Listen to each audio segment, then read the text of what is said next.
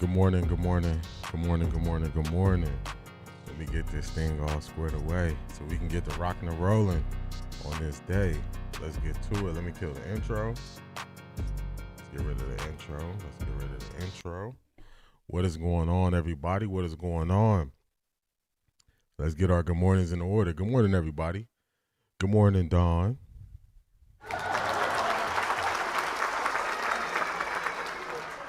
Zedric, what's going on?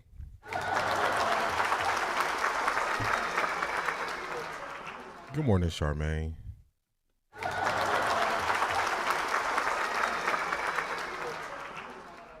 Our Jizzle in the building. Good morning.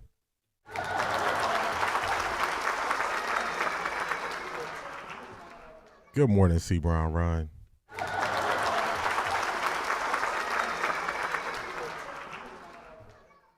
Good morning, Miss Brown.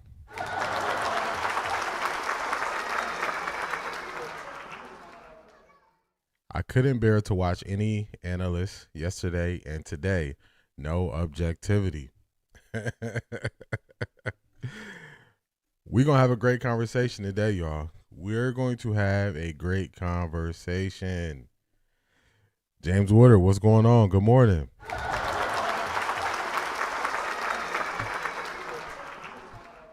Good morning, Latika.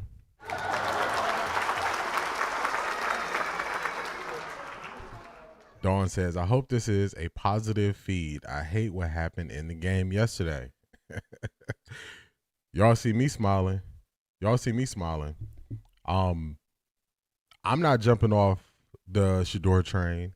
I'm not abandoning. I'm not aborting the mission. I'm still here. So this is what we're going to do. Just as we get more people to come in, this is what we're going to do. I'm going to put up a poll for everybody. So as everyone comes in, this is going to be the question today, y'all. Are you in or out on Shedeur? Are you in or out on Shedeur? That's the question. That's the question, y'all. And I want to know. I want to take y'all temperature. I want to see how y'all are feeling. Let's get the poll. All right, the poll is up. I got the poll. Make sure y'all tap into the poll. Let me know. I want to take y'all temperature.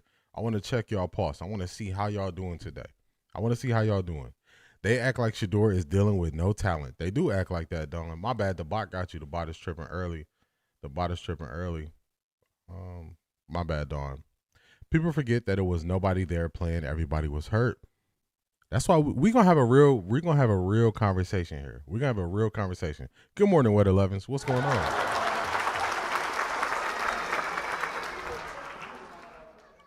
Good morning. From what I saw, it looked like people sees the truth that the Browns are a mess. They are a mess.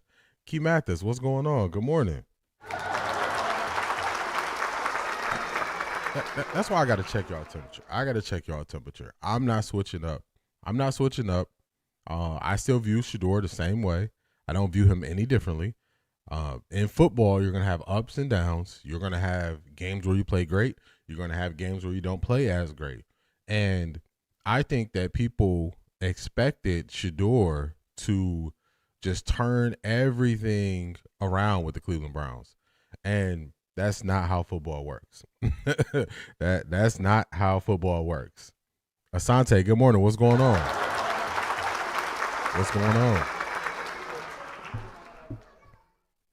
I don't know what miracle people want Shedeur to do with that offense and bad wide receiver core. You see what I'm saying? Let me get your name right. Is that Phyllis Smith? I agree with you there. Good morning, Keith. Jersey in the building. Kevin has to go immediately. I'm seeing. I'm just checking y'all temperature. Shedeur will soar. I got faith in Shedeur. This game is not going to change how I view Shedeur. And I want y'all to know that.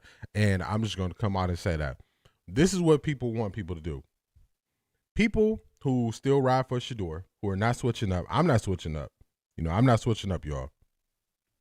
Everybody stay on that side when they switched up. You switched up, stay on that side, man. I'm not switching up, y'all. I am staying on my side. Yes, Ms. Brown, we're going to bring up Joe Burrow. We're going to bring up Joe Burrow in today's conversation. I'm not switching up. And what people want you to do is they want you to crush Shedeur. I'm not going to crush Shedeur. I'm not going to crush Shedeur. And I'm just going to use Shedeur's own words. Shedeur could have went off on Jerry Jeudy. C. Anderson, good morning.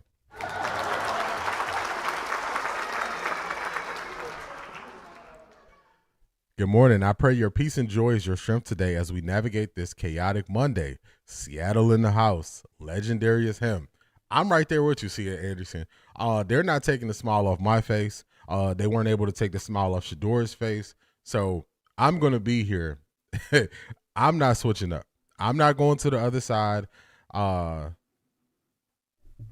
It's pronounced Felis. Let me know, is that right? Is that right? Felis? I'm trying to get it. I'm not trying to mess it up. I like to pronounce everybody's names correctly.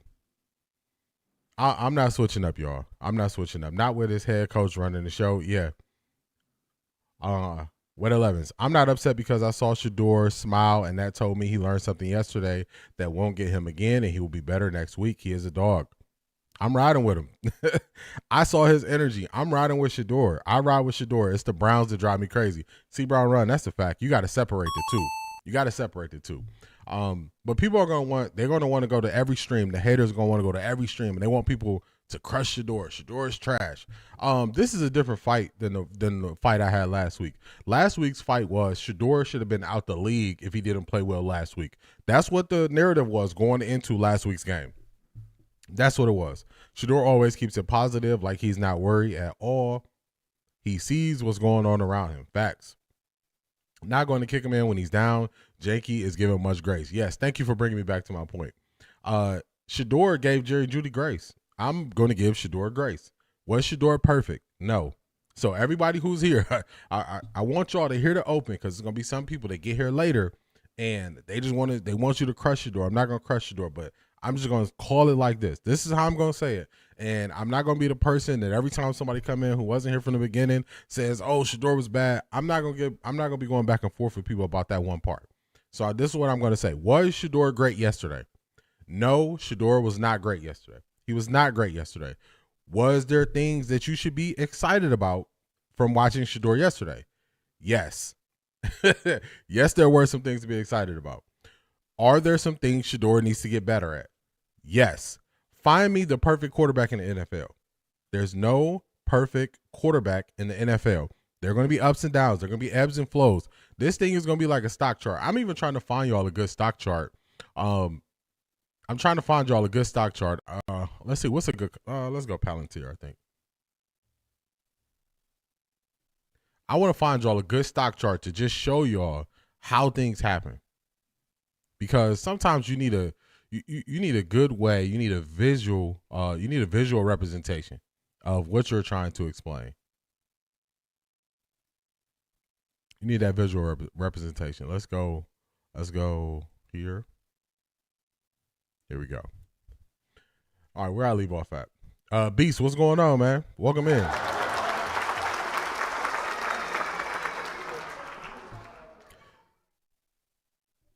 I'm still in on Shedeur. Let's see how he bounced back next game, but he got to protect the ball. 3 interceptions is unacceptable. I think as a blanket statement, 3 interceptions is unacceptable. I think as a blanket statement, is it okay to have 3 interceptions? I agree with you. If that's the blanket statement, I agree with you. Now, if you break it down, if you go, because remember, I tell y'all, break down every sack, down, distance, time, situation. I break down every interception the same way. Time, distance, situation. Are all interceptions created equal? I don't even think the 3 interceptions Shedeur Sanders had yesterday were created equal. I don't think they were. Are you telling me that Shedeur could have done anything better on the Jerry Jeudy throw? Was there anything Shedeur could have done better on the Jerry Jeudy throw? If it wasn't, then that shows you interceptions are not created equally. And we're going to get to the interceptions. We're going to get to it. We're going to get to it. How did they come out pinned on the one with the wrong wristband and back-to-back miscues. It's because the coaching is bad and they need to go. Everybody sounds like me. I was the crazy one who said the coach need to go. Now I know everybody likes Andrew Berry, but now people are questioning him too. Y'all know who was questioning him before the season? This guy. This guy. So hey, we gonna get all to it. We gonna get all to it. Coach Prime did well with his children. I agree. I was watching Shiloh this morning. His energy. I like their energy. Shanithia, what's going on? Let's ride. Broncos country. Let's ride. Let's go, y'all. we in here. Good morning, Shanithia. People are asking for Andrew Berry to be asked. My question is why? Because Andrew Berry has not had good draft classes for a couple years. This year is going to be his best draft class he's had the entire time. Before this year is looking rough for Andrew Berry. It's looking real rough for him. So people are at his neck.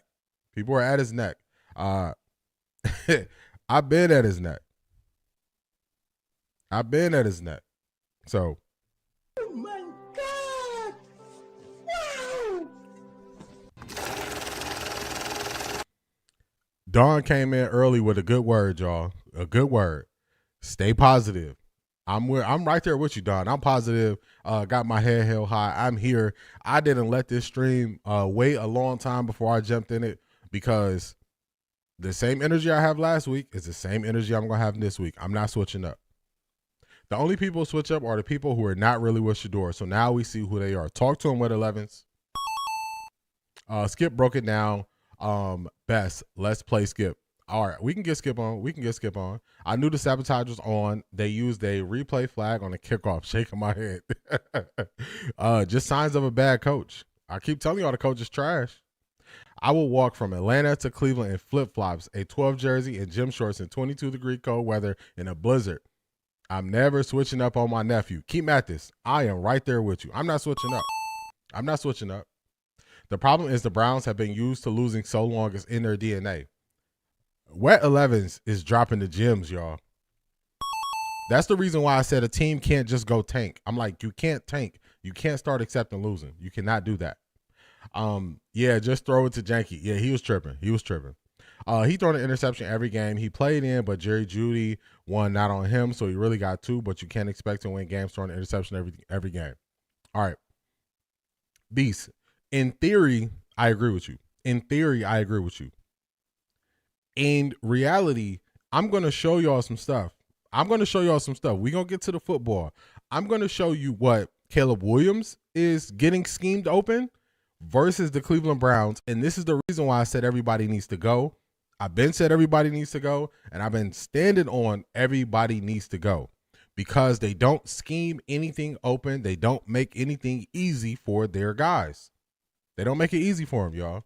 So it just plays in hand.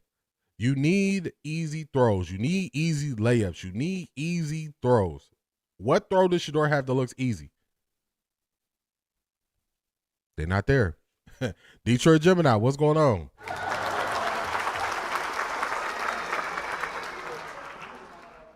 Doggy Bone, good morning. What's going on? Orangeburg.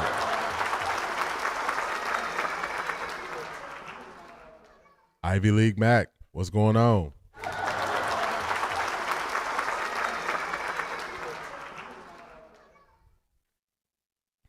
On plays like Jerry Jeudy play, the NFL should consider those fumbles on the receivers not interception on the QB. It will be hard for the NFL to have a concrete way to call it because the NFL mess up easy stuff. They mess up easy stuff with who they put responsibility on. So it will be hard for them to do that. Shedeur is still better than any QB on the Browns. Detroit Gemini, talk to him. Talk to him. What's up with the wristband, with the plays, where they do that at? A poor organization. A poor organization is where they do that at. Janky should be in a self-evaluation mode, seriously. Yeah. That's why I said, like, he's not the right person to be getting up in people's face yelling at people. He is not the right person. Not the right person. Will y'all magnify your attention on the offensive line and wide receivers in the play calling? Asante, yesterday in the chat, I was telling people, these guys are not good enough to sabotage. I said, Joe Bitonio been playing bad for weeks now. And people were saying Joe Bitonio was good enough to sabotage, and not do what he was responsible for. And I'm like, he just not good. He not good. And I've been saying it for weeks, but until it's plays where people consistently see somebody's not good, they assume what I'm saying is crazy.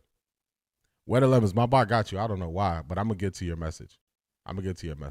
So Joe Antonio just hasn't been good.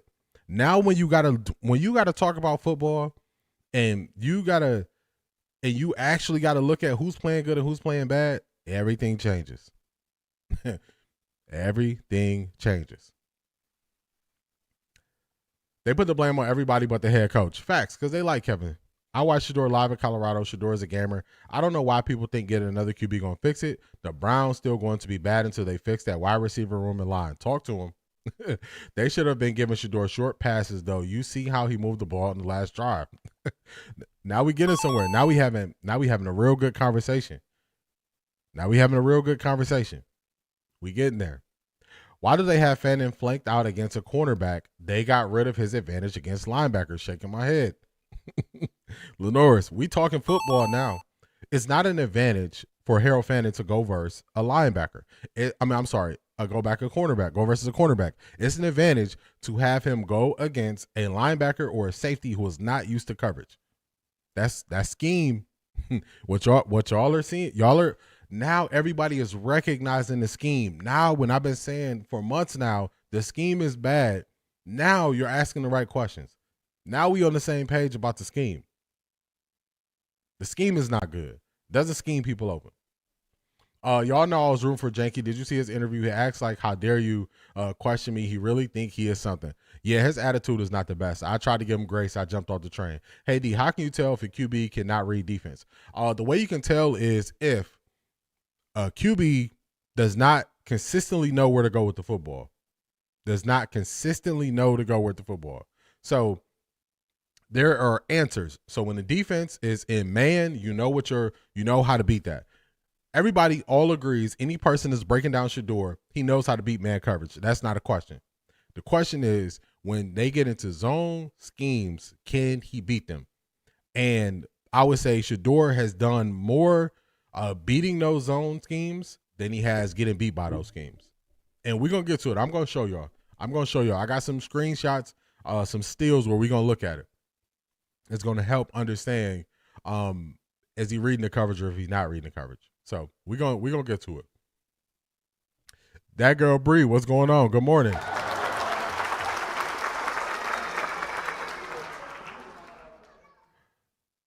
Sanders is in the perfect S-storm. Unfortunately, best position to be the light and turn the organization around, but also in an organization that is historically bad, malpractice is normal. That is a fact, Doggy Bone.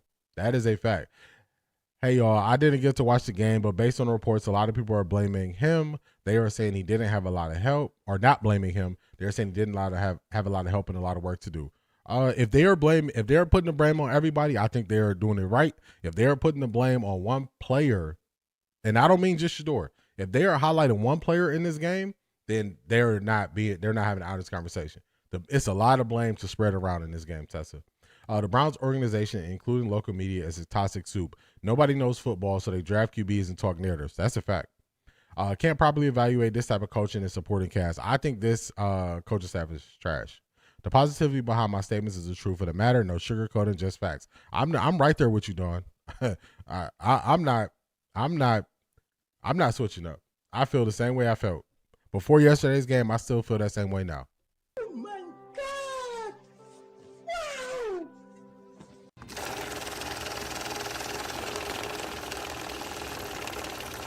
I got money. C.A. Anderson, thank you for all of your support. Thank you for always tapping in. And thank you for always level setting the situation. So before I even read the full thing, I already know you're going to level set. So let's get to it. C.A. Anderson says, Legendary is gaining the valuable experience. A playoff team is levels above a regular season game. He is learning coordinator tendencies, play calling, and hidden coverages in real time. Next season is going to be lit for Legendary. Talk to him. Talk to him, C.A. Anderson. I told y'all. Before I even read C.A. Anderson's super chat, I knew she was going to put something great out there. I knew it. If y'all are concerned, please read what C.A. Anderson said. Please read it. Please read it again and read it again and read it again. Keep reading it. I see Shedeur balling out against Buffalo. Buffalo is shaky. Buffalo is shaky. They're not the juggernaut that people want them to be. I think it was the weather, the terrible third string O-line, the awful wide receivers and coaching. Shedeur can only do so much. He is not a magician. I agree with you. Live gratefully 247. What's going on? All in on 12. Explain scheming, please. Dawn, I got you. I got you. So I got some steals that we're going to get to. A scheme is, think of scheme, offensive system. You hear those in the same breath. They're the same. What is a team known for, and how do they build off of it? So I kept saying the thing I'm concerned about is Ben Johnson does a great job with disguising where they're running to, and y'all saw it. The Browns defense couldn't stop. They couldn't stop a nosebleed yesterday with a roll of tissue. They couldn't stop it because he had them second guessing. He had them slow to react. He had them doing false steps all over the place, all over the place. So a scheme is when you have a core. That's your core. So if your core is you like 2 wide receivers, you like 11 personnel. So you like 12 personnel. You got 2 wide receivers. You like to move those wide receivers around, and you run and pass off of that, and you play action off of it. Example of a scheme. If you look at it, the Browns don't run the ball and pass the ball out of the same formations or do it the same way. They don't do it. They don't do that. So that's why their scheme is bad. It's way too predictable. That's when you hear people say it's too predictable what they're doing because they don't have a good scheme that throws people off balance. Run, pass to Fannin, run, every drive. Way too predictable. Way too predictable. They're way too predictable. Shedeur got to have a better game next week, though, versus Buffalo. This is how I feel. I want to see progress as a quarterback. I'm not expecting Shedeur to clean up the mess of the Browns. I'm expecting Shedeur to make progress. That's what I want to see. My bar for Shedeur is progress. Progress. That's it.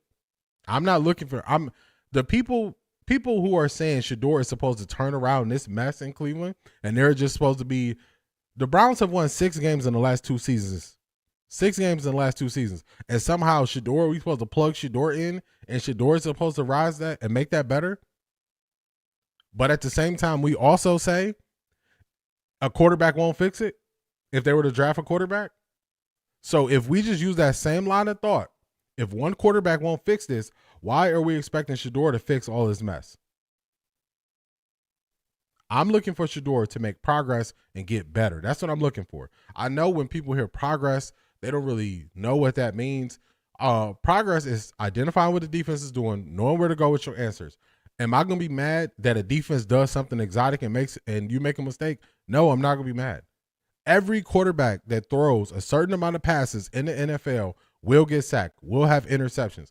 I'm not going to say Shedeur is trash because he gets sacked or have an interception. And if anybody is looking for me to do that, you are in the wrong place. If you look at the quarterbacks that they are trying to take out of the draft, they have sacks and interceptions. So sacking an interception is not going to get me to change how I view Shedeur. And that's not how I grade Shedeur. That's for people who don't understand the game of football. And I'm going to let them be over there. I'm not even going to argue with those people no more. I'm not going to argue with them.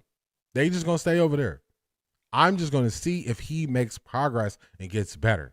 What people are doing is, and I called this out a couple weeks ago, how are we holding Shedeur, a 5th-round pick who just started getting reps with guys he's playing with 4 weeks ago, 1 month, 4 weeks ago, to a higher standard than everybody else? Everybody else drafted. Everybody else who've been vets in the league. How are we holding Shedeur to a higher standard? And we're saying Shedeur got to beat the Buffalo Bills. Now Shedeur got to beat Buffalo. Now Shedeur got to beat Pittsburgh. Now we got to beat the Bengals to end the year. That's what Shedeur got to do. Even though before Shedeur got on this team last year, the team could not do it. The same team basically could not do it last year, but we supposed to plug in Shedeur and then he's supposed to do it. What we doing? What we doing, y'all? What we doing? What are we doing? Can nephew ask for a release? What's going on, Jackie? Yeah, he not getting out of Cleveland. He not getting out of Cleveland. The NFL is not flexible like that. The NFL is designed for the team to have control of your rights for years. So he not going. He could ask, but they'll just say no, the same way Myles Garrett did. Myles Garrett asked to be traded. They just said no. So that's what they did. That's what will happen. Anyone crying about interceptions when you don't have a running game and you have to throw every play just doesn't know football. That's why I'm not grading him on interceptions and sacks. If he had a good run game, it would open up everything else. What I've noticed is the better Shedeur does, the more they want to go deep, but it's clear to see they don't specifically tailor it week to week. That's a fact, doggy bone. They don't know when to time in going deep and going short. They don't know when to up the tempo, when to keep a defense on its heels. It's a lot of things that they could be doing that they are waiting so long to get to. Clyde, what's going on? What is going on? I had a loud debate at the Bears lounge. I was pulling for Shedeur. A brother hollered that he ain't. I snapped and yelled and said he needs a Ben Johnson. Clyde, I know that stung because those same Bears fans last year were saying Caleb wasn't it. Those same Bears fans were saying Caleb wasn't it, only for them now to be hype about Caleb when he got a Ben Johnson.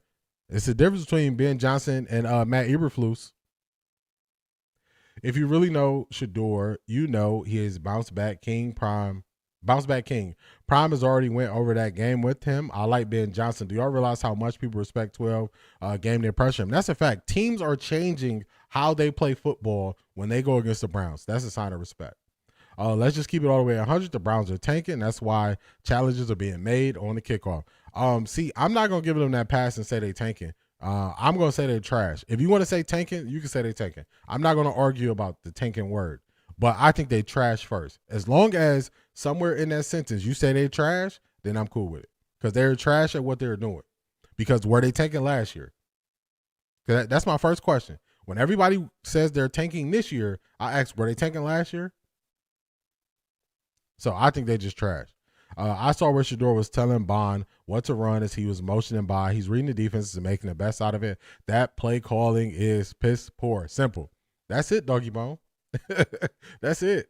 The only people don't know he is him is the Browns. Shedeur can't do it by himself. He need help ASAP. Facts. Where did I leave off at? No quick game until the last drive of the fourth. Zedric, you see it. Bears covered well. Mendoza is only, I think he's like 6'5", but it don't make a difference. I wouldn't draft Mendoza. Yesterday, Jackson Dart was the 8th pick. He looked bad, but the conversation is still about Shedeur. Jackson Dart was in the blue 10 again yesterday. He got to change how he plays. He was in the blue 10 again. Well, if a second interception make him trash, well, I guess most of the QBs are trash. That's a fact. Shedeur has been getting better each week, stepping into the pocket, not drifting, making plays with his legs. What remains the same is the ugly play calling and coaching. That's a fact. No, Myles asked for a trade. Remember, Myles asked for a trade in the offseason. The Browns said no. So I was using that as an example. When people talk about can Shedeur leave? Can he get out? Myles wanted out. They said no, you can't leave. So it's not as flexible. The Bears are number one in takeaways. It's as if every team prepares for the Browns, but coaches never prepare the Browns for the other teams. Coaching is awful. It's awful. Ben Johnson must be a good coach. Ben Johnson is very good. He's been having great running systems since he was in Miami. He was in Detroit. He's a great offensive mind. The Bears would have been trash if they let the Browns beat them. I'm glad they played hard. They didn't put out the false hope. They played the game like a team wanted to be in the playoffs. That's a fact. Oh, they trash tankers. Asante, there we go. Talk to me. They trash tankers. That's what I'm talking about. Yeah, the play calling is atrocious. Mendoza is not better than Shedeur. I agree. Jackson is not going to make it past 2 seasons if he keeps going to that tent. Yes. He said he don't have to change how we play, but he keep ending up in the tent. He keep ending up there. It's not good. This team has a couple great players, but a horrible team. Offense needs a rebuild. Defense is being asked to do more than their personnel. That's a fact. Do y'all remember I was saying I wanted the Browns to re-signed Martin Emerson, and I couldn't remember his name in a moment. And I was saying, you need 3 starting corners. And people were saying, no, we got Campbell and we have Denzel Ward. Denzel Ward out the game. Miles Harden got to be the starter. They picked on Miles Harden the whole game. The whole game they picked on Miles Harden. That's why having 2 cornerbacks is not enough. That's why having 2 good tackles is not enough. You got to keep building. You need depth as a team so the fall off is not that dramatic. You take Denzel Ward out the game, our secondary looked toast. And notice they wasn't going at Campbell yesterday. They kept going at Miles Harden because he is the weak link when he's in and not Denzel. So you need 3 starting caliber corners. Don't get 2 starting caliber corners and think, oh man, we made it. No, you didn't make it. You need more. You need more. So good talk to open. I'm trying to find y'all a good chart. I want to show y'all a good chart. Actually, let me find y'all a company that's been around for a long time so I can show y'all something. I just want to show y'all something real quick. This is monthly.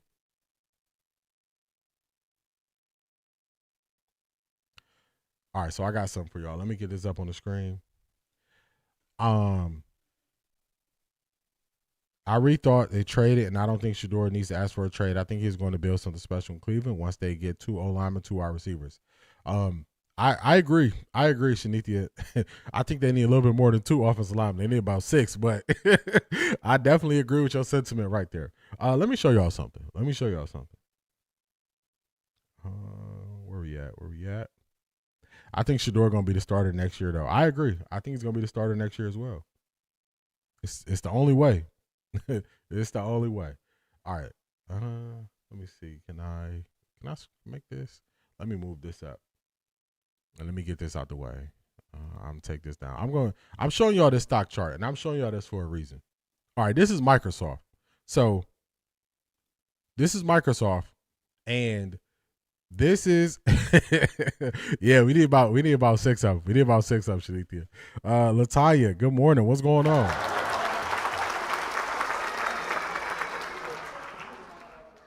So everybody talks about like Microsoft, because I was talking to Shanithia on Patreon, and I was telling her Shedeur's growth is going to look like a stock chart.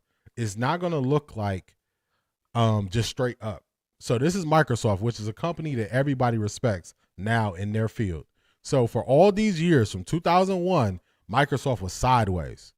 That's where the Browns are at, just at the bottom and sideways, just sideways. That's the Browns as a team. That's the Browns as an organization. That's the Browns as a collective.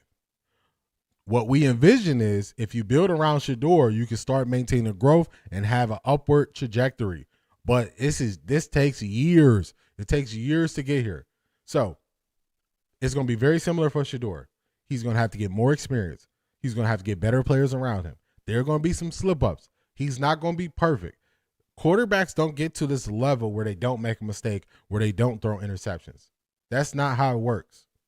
That's not how it works. A defense can always win a down. A defense can always win a play. So if the expectation is that Shedeur is going to get to some point where he's not going to make mistakes, that's just not true. It's going to happen. A defense is going to win a rep. And I think that's something that we have to be prepared and understand. It's going to happen. Tom Brady, people hold him in highest regard among quarterbacks. He threw interceptions. All the way to the end, he threw interceptions. Peyton Manning threw a ton of interceptions early in his career, the first 5 years. So this is going to happen. It's going to happen. If people don't want to be honest about their conversations, that's cool. Just don't look at what they're talking about when they speak on it. It's going to take time. But when it takes off, it goes. When it takes off, it goes. So this is how his growth is going to be, y'all. This is how his growth going to be. It's going to be some sideways. It's going to be some filling out. It's going to be him learning what's going on. But when he learns and he gets better guys around him, it's going to be just like Colorado. And if you believe in Shedeur, that's how I want you to look at it. It ain't going to be perfect now, but it's going to get there. It's going to get there. When a team keep losing, you got to look at the top ownership. I totally agree. Legendary and Miles still playing to win. No quiet quitting. That's a lesson in life. I'm proud of Legendary. Miles, Bond, Fannin, Carson, whoever else you can name who stayed in the fight. I agree with you. C.A. Anderson dropping a word. She letting y'all know how to keep it positive. How to keep it positive. and understand what's happening. They can't afford to do anything different. To a man regarding quarterback, I agree with you. They need too much. They got to fix too much. The eyes, 4th and 1, and you punt. A few weeks ago on your 33, you go for it. Jerry, you squeeze the ball. 21-10. To me, the Bears were afraid of Shedeur passing. They had to sell out to stop him. The people out here are fated to think that Shedeur is getting traded. There's nothing else more to say. He will play. He will play. He will play. Selmo Fudd, what's going on? And talk to him.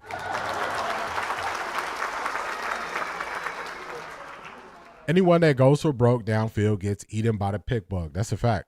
You got to be able to walk down the defense. You got to be able to walk them down. Now, let's talk about something. People said Kenny Pickett and the Browns and Kenny Pickett was going to be the starter, and he gave them the best chance to win.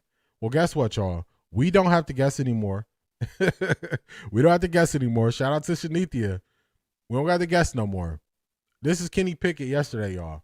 Kenny Pickett been in the league. Remember Aditi said Kenny Pickett should believe he's better than Shedeur right now? I just want to ask y'all a question. Kenny Pickett started yesterday. He was 15 for 25, 64 yards, 2.6 yard average, 1 interception, and he had 4 sacks. Do y'all believe Kenny Pickett was better than Shedeur yesterday? Marie, what's going on? You about to lose your job. You about to lose your job. Would y'all take Shedeur, or would y'all take Kenny Pickett yesterday? Hey, I'm just gonna be the one to ask questions. Saw Pickett play yesterday, wasn't pretty. Okay. Now, it seems like we agree that y'all would take Shedeur over Kenny Pickett. So we got that part out the way. Now, if the Browns thought Kenny Pickett was better than Shedeur, should we believe the Browns' assessment of quarterbacks? That's the question, y'all. Should we believe the Browns' assessment of quarterbacks?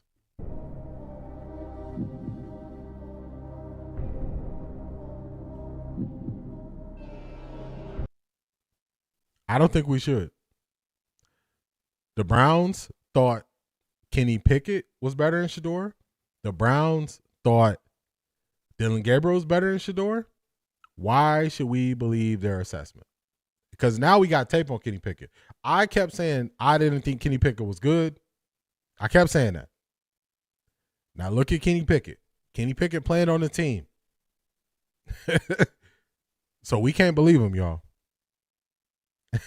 I don't believe nothing from the Browns. Talk to him. Take the no for 100, please. That's a fact. So we can't believe the Browns. This is what they tried to tell us.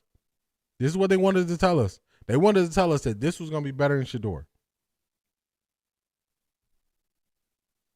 This is what they wanted to tell us. So we can't believe the Browns. We cannot believe them. We can't believe them. Charmaine, I like it. No to Mendoza. No. Mendoza's not going to fix this.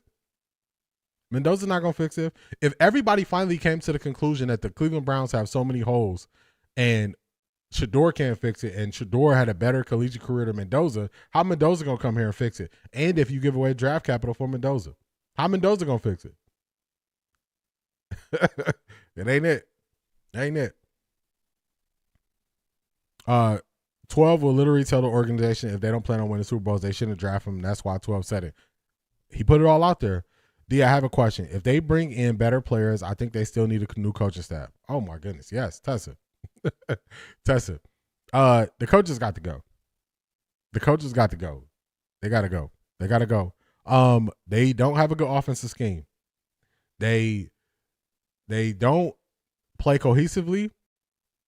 And the coach can't manage the clock. He can't manage the challenges. He can't manage Shedeur having the right wristband for play calls. He can't. His special teams is trash. The coach got to go. When I say stuff needs to change, it's starting with my baseline is I wanted the coach gone before the year. So I want him gone. The coach got to go. And whoever is on his side, they need to stay on that side and go with him. They need to stay on that side and go with him. All of them need to go. So I'm not the one that's saying, oh, if we get better players. Nah, coach got to go. Coach got to go. He got to go. Once that cancerous disease of Kevin is replaced, we'll see progress. Yeah, they need an offensive mind to change it up. Look at Chicago. Chicago's a great example. Look what Chicago did. Chicago rebuilt their offensive line. They start putting weapons. Around Caleb, and then they got a great offensive mind, and they're a playoff team. The Browns are not that far away. They're not that far away. If you change those things, you got to change the offensive line. You got to get a better offensive mind. And you need a better coaching staff. And you can turn it around with more playmakers. You can do it. You can do it. I don't want to see any of these quarterbacks with these way better teams compared to 12. 12 talent like somebody else, and then let's compare. Yeah, they want Mendoza couldn't lift guys up at Cal. He went to a way better situation in Indiana and looked way better. That's what it is. No one on the Browns taking responsibility for the actions besides Shedeur. That's a fact. He goes up there and say, I got to be better. Is it too early to start looking at available coaches? No. I don't even remember what week it was at this point. I did my coaching breakdown so long ago on the coaches that I wanted because I saw us get into this point. It might have been after week 6 or something. I don't know what week it was. Eric Bieniemy has helped Caleb as he did the Kansas City Chiefs QB. Why not the Browns? Short list. Head coaches, I really like Brian Flores. I really like Brian Flores. Depending on what happened in Miami, I would take Mike McDaniels as OC. I would take Eric Bieniemy as OC. I would take either one of those two as OC. I would lean towards Jim Schwartz, but if Brian Flores was the coach and he wanted to call the defense, I'm cool with that. Special teams coordinator, I was looking at the special teams coordinator at Alabama and also the special teams coordinator. Where's he at? I think Air Force maybe, but I looked at a bunch of coaches I would take. I don't think the Bears is not all that. Cleveland gave them too much. Also, the team is mentally tired. I don't think the Bears are a Super Bowl favorite, but they definitely turned it around fast from where they were last year.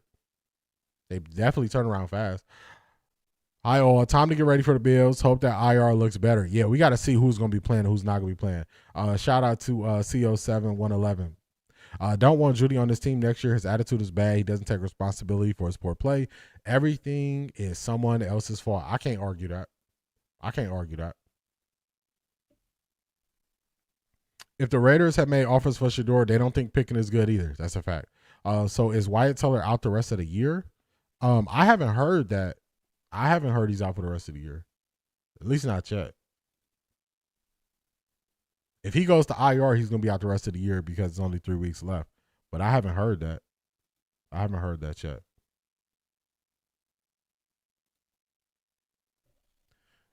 I haven't heard that. Let's see. Let me just do a quick check and see if the Browns or anybody put that out.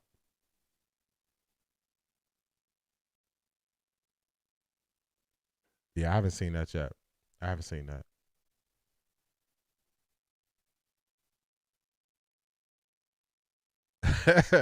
Marie, Clyde was going in at him. Clyde was going at their neck. I saw you on the other channel saying that you were about to go to blows about Shedeur yesterday. I'm glad you did it. Be safe out there. Yeah, don't go to blows with him. Don't go to blows with him. If the owner is not going to go all in on 12 and actually build a team around 12, they need to trade him off the Cleveland Browns, no doubt about it. I think if they're smart, that's the way to go. Watch his responses yesterday on the missed pick. It wasn't pretty.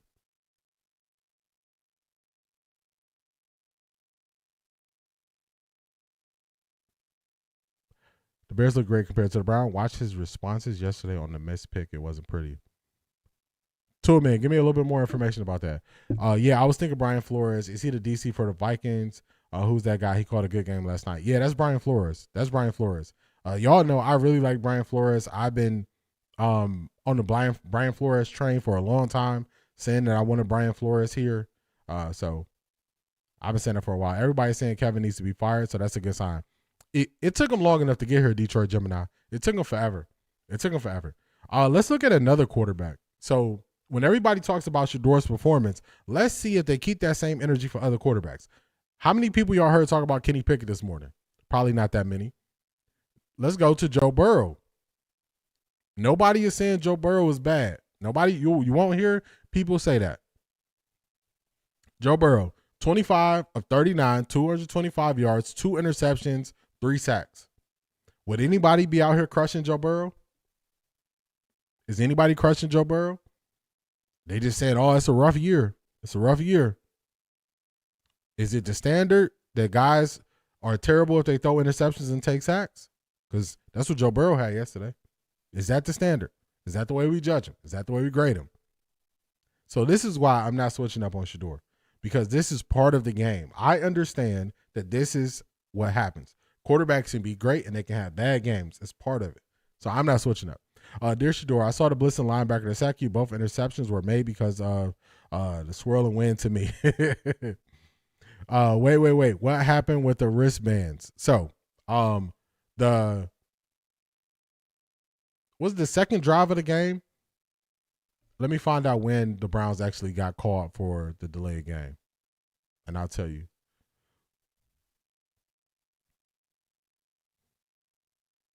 Judy was asked on in the locker room, and he was all about, don't know what happened. It was a good defensive play. Nothing there about I got to be better and make those plays. Yeah.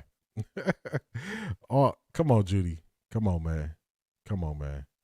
Let's hit the play-by-play. We got to Tessa. It was a whole situation with this wristband. I think it was this drive. Is it this drive? Yes. Okay. So on the second, Tessa, on the second drive of the game, Shedeur is running. He's saying he's motioning. He didn't get the play.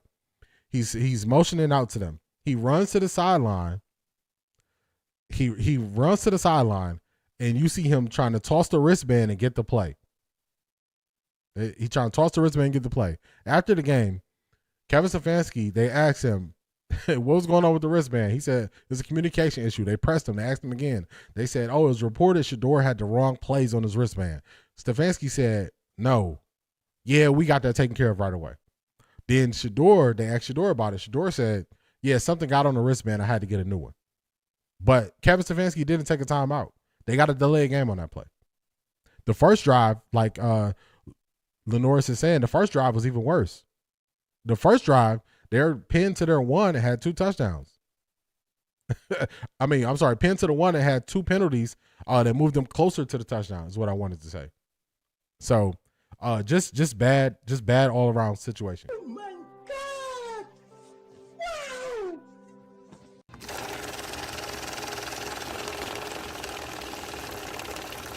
I got money.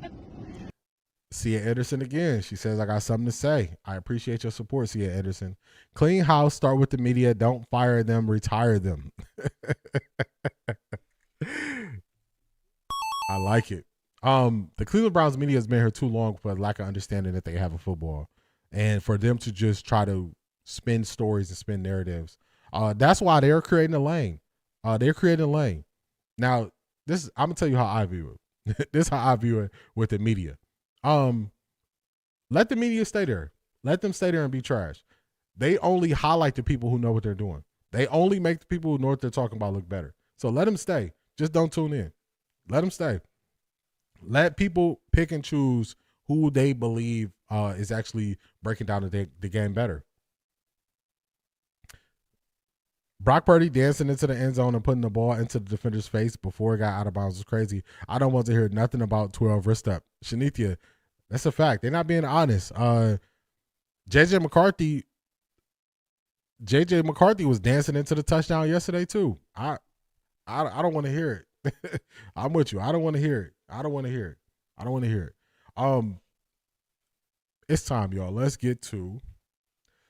We're about to look at some of the plays, and this is going to answer the question about scheme that Dawn had, and the owner sitting back instead of finding this coach now. Why is he sitting back? I don't know why they feel like it's a respect thing to not fire Kevin Stefanski during the year. That's kind of how I think they're looking at it. But I would have been, if it was up to me, Kevin Stefanski wouldn't have came into the year as the coach. Just saying. I can't even put it no other way. He would have been fired before the year started. I wouldn't have went to the offseason with Kevin Stefanski as my coach. That's how I feel about it. That's how I feel. But we're about to get to some of, not the film breakdown, but I'm gonna show y'all some stills. We're gonna look at the Bears scheme and how they scheme some stuff wide open. Then we're gonna look at what happened on some of the interceptions or two of the interceptions yesterday, and we're gonna break it down. We're gonna talk about it. We're gonna go all the way through it. We're not gonna dance around what happened yesterday. We're gonna face it head on. Head on. That's what we're gonna do. JJ McCarthy been stinking it up the joint this whole year. I agree. 12 needs some real dogs around him, like 12 of them guys. Then let's get to work. You need some dogs. You always need dogs. You need them. You need them. Man, give me just a second, y'all. I'm telling you, the way I get stuff delivered when I get on this stream is crazy. Let me grab this real quick. I'll be right back. Give me 45 seconds to a minute. I'll be right back, y'all. When I come back, we're gonna get to the kind of a film study style breakdown. So just be ready. I'll be right back. Trust me, I'm never switching up. I'm a Cowboys fan. You know, I know about the highs and lows. If you're a true supporter, win, lose, or draw, it comes with the game. Talk to him, Marie. Talk to him. If Shedeur's complexion was like Jackson Dart, Stefanski would have been fired immediately. They would make a change. I'll be right back, y'all. Stay with me now.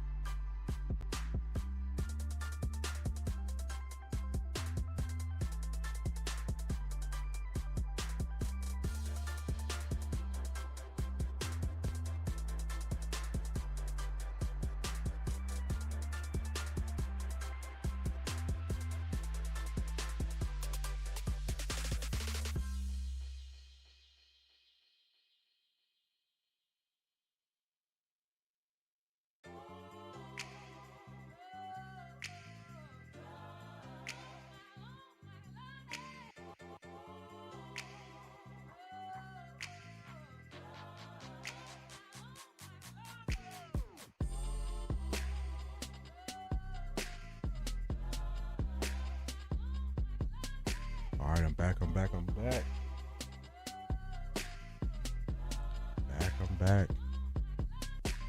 All right, well, let's get this out the way. All right. Let's thank YouTube for their bad algorithm cutting off most live breakdowns. Yeah, they messed up for that. Look up Judy interception. You can't miss his gnarly beanie. I don't know if I put it in there. Did Quinshon Judkins get injured yesterday? I don't believe he did, because when I thought he was injured, they put him in towards the end of the game. So I don't remember Kevin Stefanski mentioning that Quinshon got injured. I don't think he did, but I could be wrong. Now, if AB really listened to Shedeur and the trust thing being important to him, he'd go to Green Bay and get Will Shepherd. I don't think the Panthers or Ravens would give up Horn or Webster.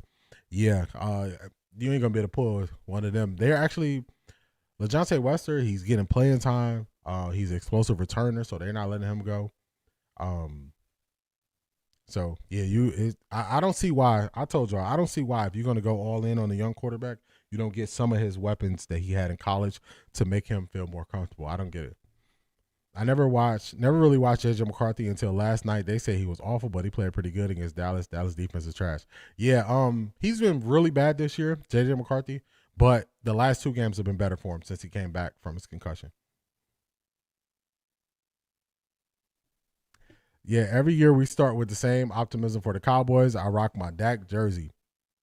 I'm thinking of some different watch parties I'm gonna do. I'm probably gonna do a Cowboys watch party in a couple weeks. I gotta see. I gotta look at my schedule and break it down. I might do a Cowboys watch party. Let's get to it though, y'all. Let's get to it. All right, where we got it at?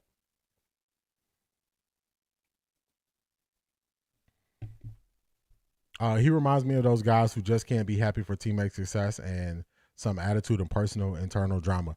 Yeah, he's not the most excited when guys around him do well, which is something else. I love your energy. I'm not a Cleveland Brown fan, but I will watch your show even though I don't like the Cleveland Browns because I love the energy you give off and the way you cover things. Hey, I appreciate that, Brandon. I appreciate that. I try to show up. I try to show up and explain things how I understand them, not dance around them, and not fall for the games that people try to play in the media. Usually. All right, let me get my drawing tool out. Now I wish I could do this on video, but y'all know they got me. So I can't do the video, but we still gonna get to it. I'm gonna start showing y'all some scheme situations. Tessa, you are correct. LeJohntay Webster is in on punt returns. He's explosive, so they making sure they get him on the field. All right, so on this play here, I believe this is where they're gonna scheme open a tight end. They're gonna run a pick play. So this receiver is gonna come across here. The tight end is gonna go here, and he's gonna be wide open. He's going to be wide open. This is the scheme stuff that the Browns are not able to get creative enough to do. So let's go. That's the first. This is pre-snap. I've been rooting for Dak. I like to see him get his team to the Super Bowl. Yeah, it's tough. It's tough for him. All right, so y'all see, this is the next screen grab. So y'all see right here, they are picking Delpit because they know the Browns are in man. That is them understanding what the Browns do and attacking what the Browns do. Good schemes do this. Now, let's go forward. Watch what happens. Delpit is getting picked. Delpit is on the ground.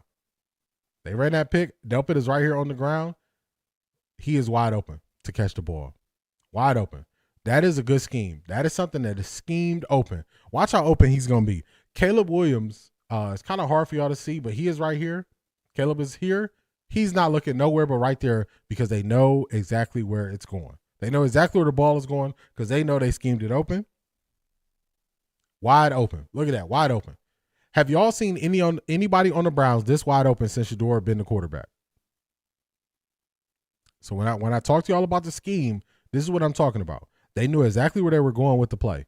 They knew exactly where they were going. They knew the Browns would be in man coverage. Schemed wide open. Wide open. Look at this. Nobody's around him. Nobody's around him. This defender is on his man because they're in man coverage. This tight end right here, his guy's laying on the ground. That's scheme, y'all. That's scheme. And I'm talking to you about scheme. This is a good example of showing you how they scheme guys open. All right. They did something else really good. This is when Caleb threw the touchdown to DJ Moore. They're going to use a trigger. They're going to have this man come in motion. He's going to come in motion. They're going to see a guy run with him. Once that guy runs with him, they know they got man coverage. Caleb Williams knows exactly where he's going with the football. He knows exactly where he's going.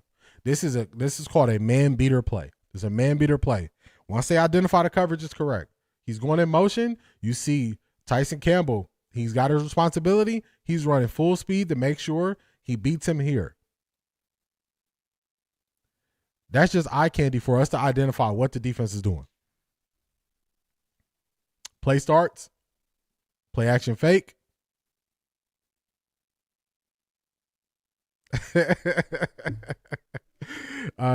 Cowboys will be on the couch in a few weeks. They are going to the playoffs.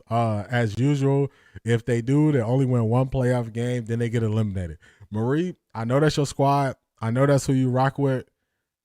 I did a prediction that the Cowboys was not going to win the division and wasn't going to win more than one playoff game before this season. I was thinking about doing a watch party for them. I think they play like on a Saturday. It might be Christmas. In 10 days, I think they play on Christmas. So that's a potential game where they could be fighting for their playoff life or they could be getting put out the playoffs, I think. So I was thinking about doing that watch party, but we'll see how stuff go. We'll see how it go. All right. So on this play, once they identified as man coverage, they got Tyson Campbell running across. Caleb Williams is looking one way. He's looking right here. You see the Browns defender is in chase mode. He's chasing behind DJ Moore. This is scheme, y'all. Scheme and timely play calling. You see the defender in chase. The ball is in the air. Caleb Williams dropped it in a bucket right to him. Nothing Miles Hardy can do. Nothing he can do. Nothing he can do, y'all. When do you see the Browns players running wide open like this? When, y'all? Touchdown. Just like that.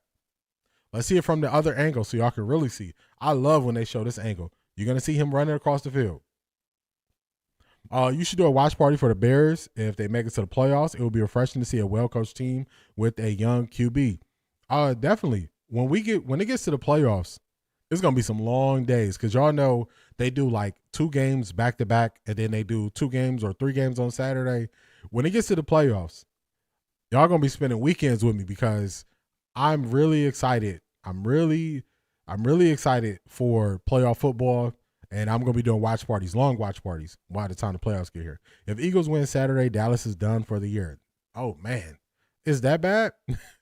Oh, man. Don't the Eagles play the Commanders, which it should be a game they should be able to win, right? How many yards in total did the Bears tight end accumulate? The run controlled an insurmountable amount of time. That's why Ben Johnson ran the ball last week in Green Bay. The run was ineffective. Yeah, that's what they do. That's what they do. Let me tell you. Let's go to box score. Yeah, man. 2 games Saturday, 2 games Sunday. So those are gonna be some long streams, but I'm here for it. I'm here for good football. So they're gonna be long streams, but we're gonna be here.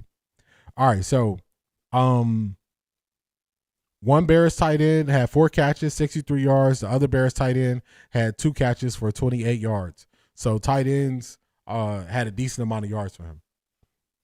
Decent amount of yards. But this is the play on the back end. You see that man coming across in motion. Look at Caleb Williams. Eyes on the prize. He knows exactly where he's going. Exactly where he's going on this play. All right, now let's get to Shedeur. Commanders was playing well yesterday, so it won't be a layup like people think. The backup QB is getting comfortable. Yeah, Mariota, I don't have that much faith in Mariota. He looked better yesterday, but I don't got belief in Mariota.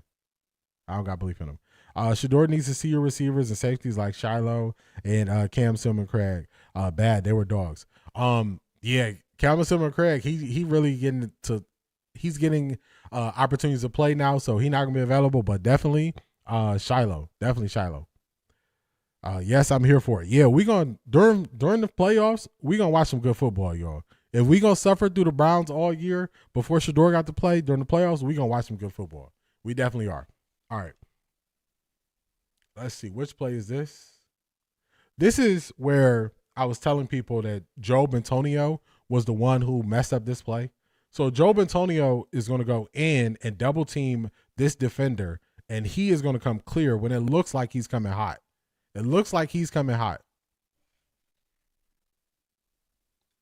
So you see, they're double teaming. You got 3 Browns linemen on 2 guys right here. The center is free. So Joe Bentonio should be here. He should be here. Joe Bentonio was there. This is where I was saying Joe Bentonio hasn't been good all year, y'all. Shedeur has time to do nothing. Just like that, he's in the backfield. So that's one of Shedeur's sacks. Now, when you see a sack from this angle, are you crushing Shedeur for this sack? Because there's nobody he can throw the ball to right now. He can't throw it to Gage. He's watching his eyes. They got Judy bracketed. So when you see it and you really look at it, when you see it, you don't look at it the same way. Yeah, people are gonna say this is a sack, but what was Shedeur supposed to do on this play?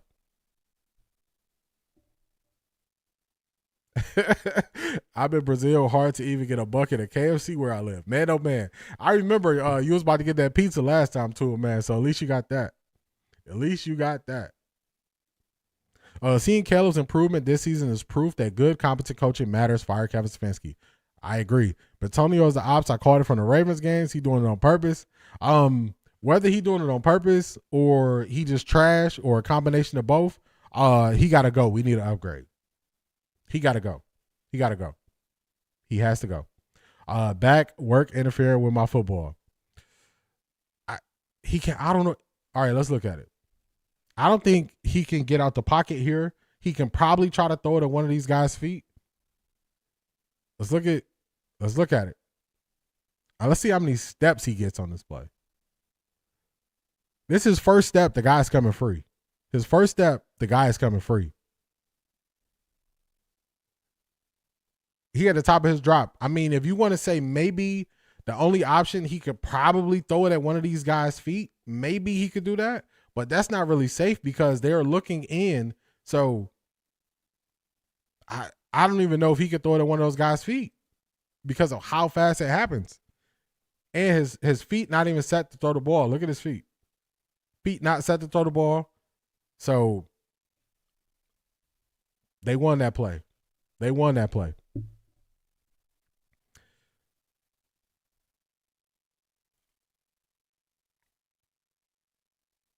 Got you. Yeah, you got to throw it on the grill. Yeah,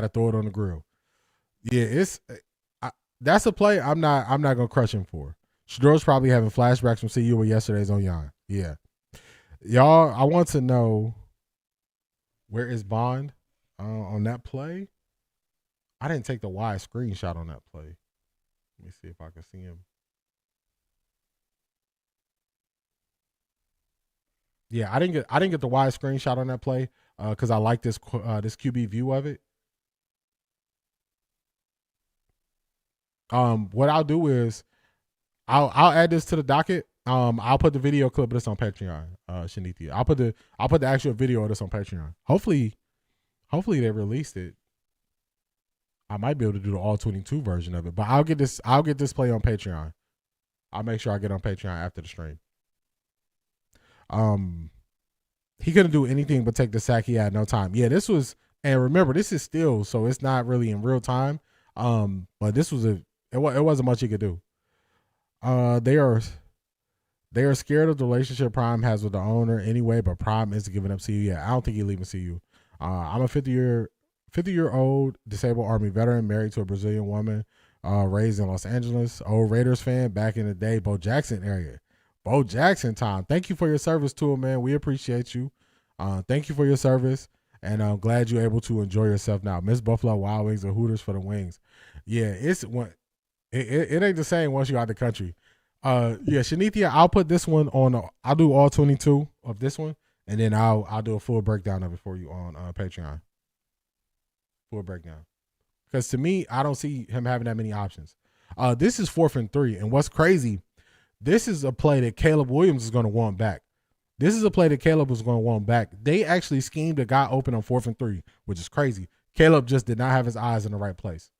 So this is what scheme does. This is what scheme offers you. Scheme offers you answers. It gives you answers. 4th and 3. This is pre-snap, post-snap. A guy is wide open. The Browns did not cover the tight end. They ain't covered the tight end. Caleb is looking downfield. Probably, I don't know if he's waiting on Swift to try to get open here, but Caleb missed this. They schemed this wide open. Wide open. Caleb missed it. I believe he took a sack here. Wide open. Caleb wasn't looking. He missed him. Let me go back. They schemed him wide open. He's wide open right here. Caleb is actually looking towards the middle of the field, waiting on somebody to either cross here or cross here and get open when they schemed him a guy wide open. They schemed with somebody wide open. All right, we got Shedeur up next. All right. Now, this is the Shedeur interception that I think was the worst of the three. This is what I think the worst of the three was. The worst of the three. And this is what it is. So the Browns are running a play action pass here, like they're designing it as a run. So it's play action pass is not a hard sell like they're running. The Browns need to hard sell every play action. They need a hard sell. They don't need to do this soft sell because it doesn't help them. It doesn't help them. So this is the play. It's no hard bite. So look at these linebackers right here. They're not hard biting. They're not hard biting on that play. So since they're not hard biting on that play, you're not going to be able to throw it over their head. And I've seen somebody say you should layer this. I don't know what type of layered throw they're talking about here. Now, this linebacker is watching Shedeur's eyes. He is looking straight at Shedeur's eyes. He see it happening.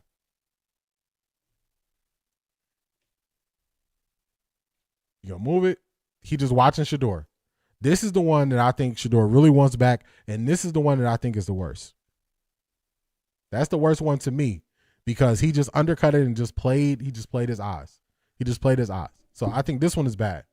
The other one, I'm going to show y'all. The DB did something special. I saw that linebacker coming, as did the Ravens linebacker. I think it was the same defensive play. I think Shedeur did not scan the linebackers to the middle and left. Is Shedeur press conference today? I don't know. We can check. I don't know if Shedeur speaking today. We can check and see who's speaking today. Now this is the one where I think he needs to do better because it was a weak play action. It was a weak play action. He's not under duress. This is the one where he has to see that defender. You got to see him.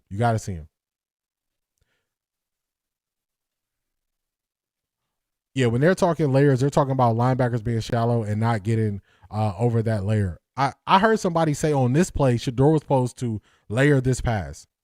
And I don't think you can layer this because look where if he layered this pass, he would have to get some air on it. But look, you got this defender who's basically staring it down. So I don't think this is where I don't like this decision. I don't think this is layer. You're right, Tool Man, but I don't think this was layer right here. I don't think this was a layer option because it's not a deep enough pass to layer. He's probably targeting him 12 yards away. You're not layering a 12-yard pass unless it's going across the field where you have more grass to cover. So I think that's the one that's tough for Shedeur. Now this one. This one, I believe this is defending play, and you got C.J. Gardner-Johnson right here. C.J. Gardner-Johnson has flat. Yeah, I think that was a bad choice too, man. C.J. Gardner-Johnson has flat responsibility, but the tight end is going to stay in on this play. He's going to stay in. So effectively, they are letting C.J. Gardner-Johnson, him right here, they're leaving him free to just play because he has no responsibility. So to me, this is scheme. This is scheme again, because when you take away, you give a free ball hawking defender just free roam, that's a bad design. And it's only like that because you got to stay in and help your offensive lineman block. So he's going to drop back. He's in the flat. This is him right here. Kind of hard to see. This is him right here. He should have read the safety on that play action pass. Yeah, on the other one, the other option would be to get Isaiah Bond deep, but the safety was playing pretty deep. Yeah, the safety was going to blow up Fannin. Yeah, I just think it was a bad decision on that play. That's why I say that one to me was the more egregious of the two. This one here, the scheme kind of let him down, and usually, so if you read a defense and you're saying, okay, on this side of the field, they're playing cover two, he was throwing the ball to the right hole to beat cover two. So just on a regular play, if you're trying to beat cover two, you're trying to get the ball.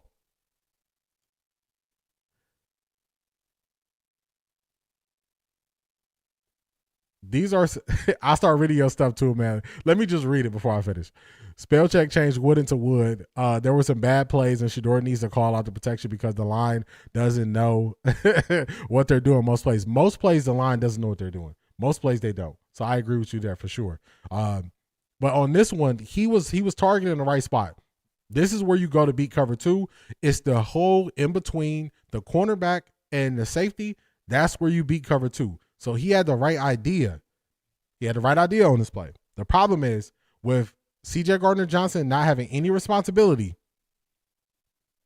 they should have had a running back in the flats to pull the CB. Bad play design. Lenoris, that's it.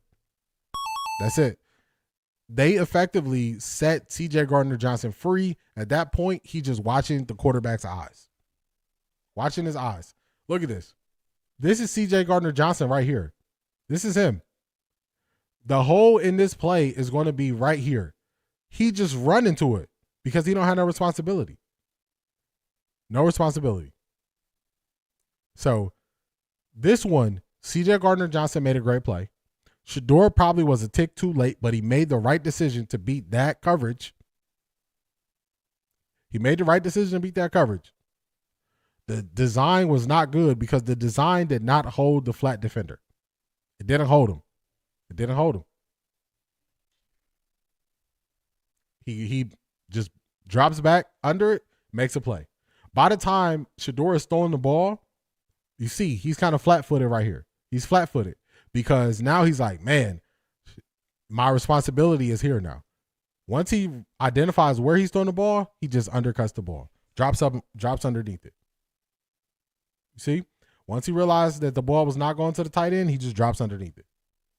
And it looked like the ball kind of got caught up in the wind. And he just takes it away. So everybody knows the Jerry Jeudy interception and what that was. The Jerry Jeudy interception, I put out a short about that. It's on my YouTube and TikTok. Everybody know about that. Everybody knows about the Jerry Jeudy interception. But Shedeur made the right read. The defense was smarter. So when you actually look at the plays and break it down, it's not as bad as people want to make it out to see.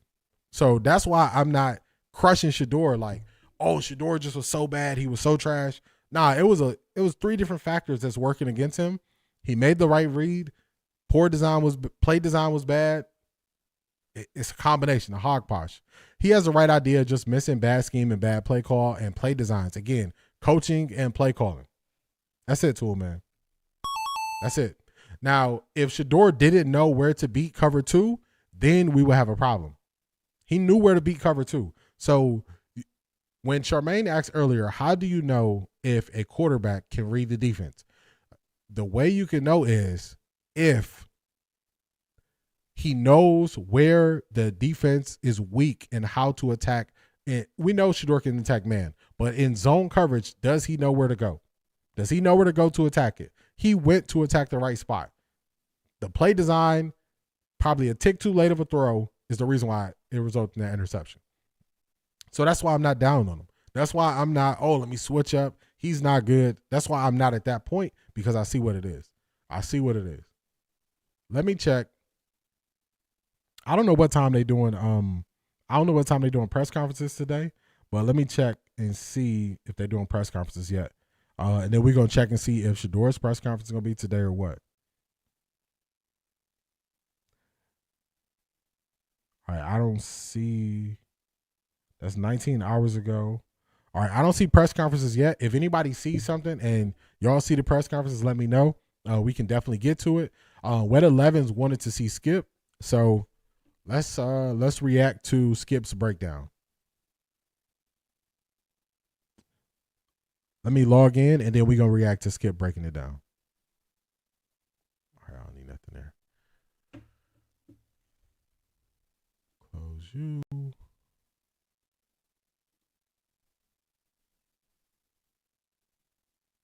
Shedeur will be okay, like his dad said. I'm not even worried about 12. Facts, me either. I'm not worried about him. I'm not switching up on him. Most of the time, it's timing. A second sooner is difference between completion and interception. Too, man. I agree. And I hope that's just a little window into they probably gonna hide and they ain't trying to do no conference. Probably so, because I'm looking for him. I'm about to set it up so we can get to Skip. We're gonna set it up. We're gonna get to Skip, and then we're gonna see if it's any other press conferences happening with the Browns today. We're gonna look for them. But this is why when I first got here this morning, this is why you don't hear me being down about Shedeur. You don't hear me being down. You don't hear me. I'm not switching up on Shedeur. I'm not changing my views on Shedeur. I feel how I feel. I feel how I feel. Now, with time, he don't even have the autonomy to do what it would have took to beat that play, because he would have needed to tell the tight end, do a quick chip and release so you can hold him. But most cornerbacks are not even making that play because it breaks their whole responsibility. All right, let's get Skip.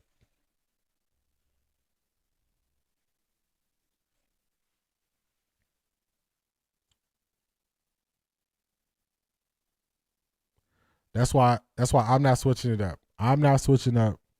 People who want to switch up, that's cool. They can switch up. But just like Ja Morant said, Everybody stay on that side when they switched up. You switched up, stay on that side, man. In the National Football League. And today he didn't even have. hold on, Skip. You coming in hot now. Hold on. You coming in hot, Skip. All right, let's get Skip put up on the screen. Skip said, I got something to say. All right, Skip, we got you.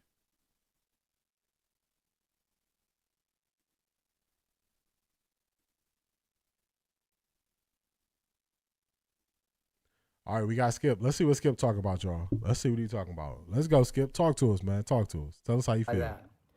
I'm just spitting facts that I first guessed that I used on Friday's arena. Oh my God! Wow!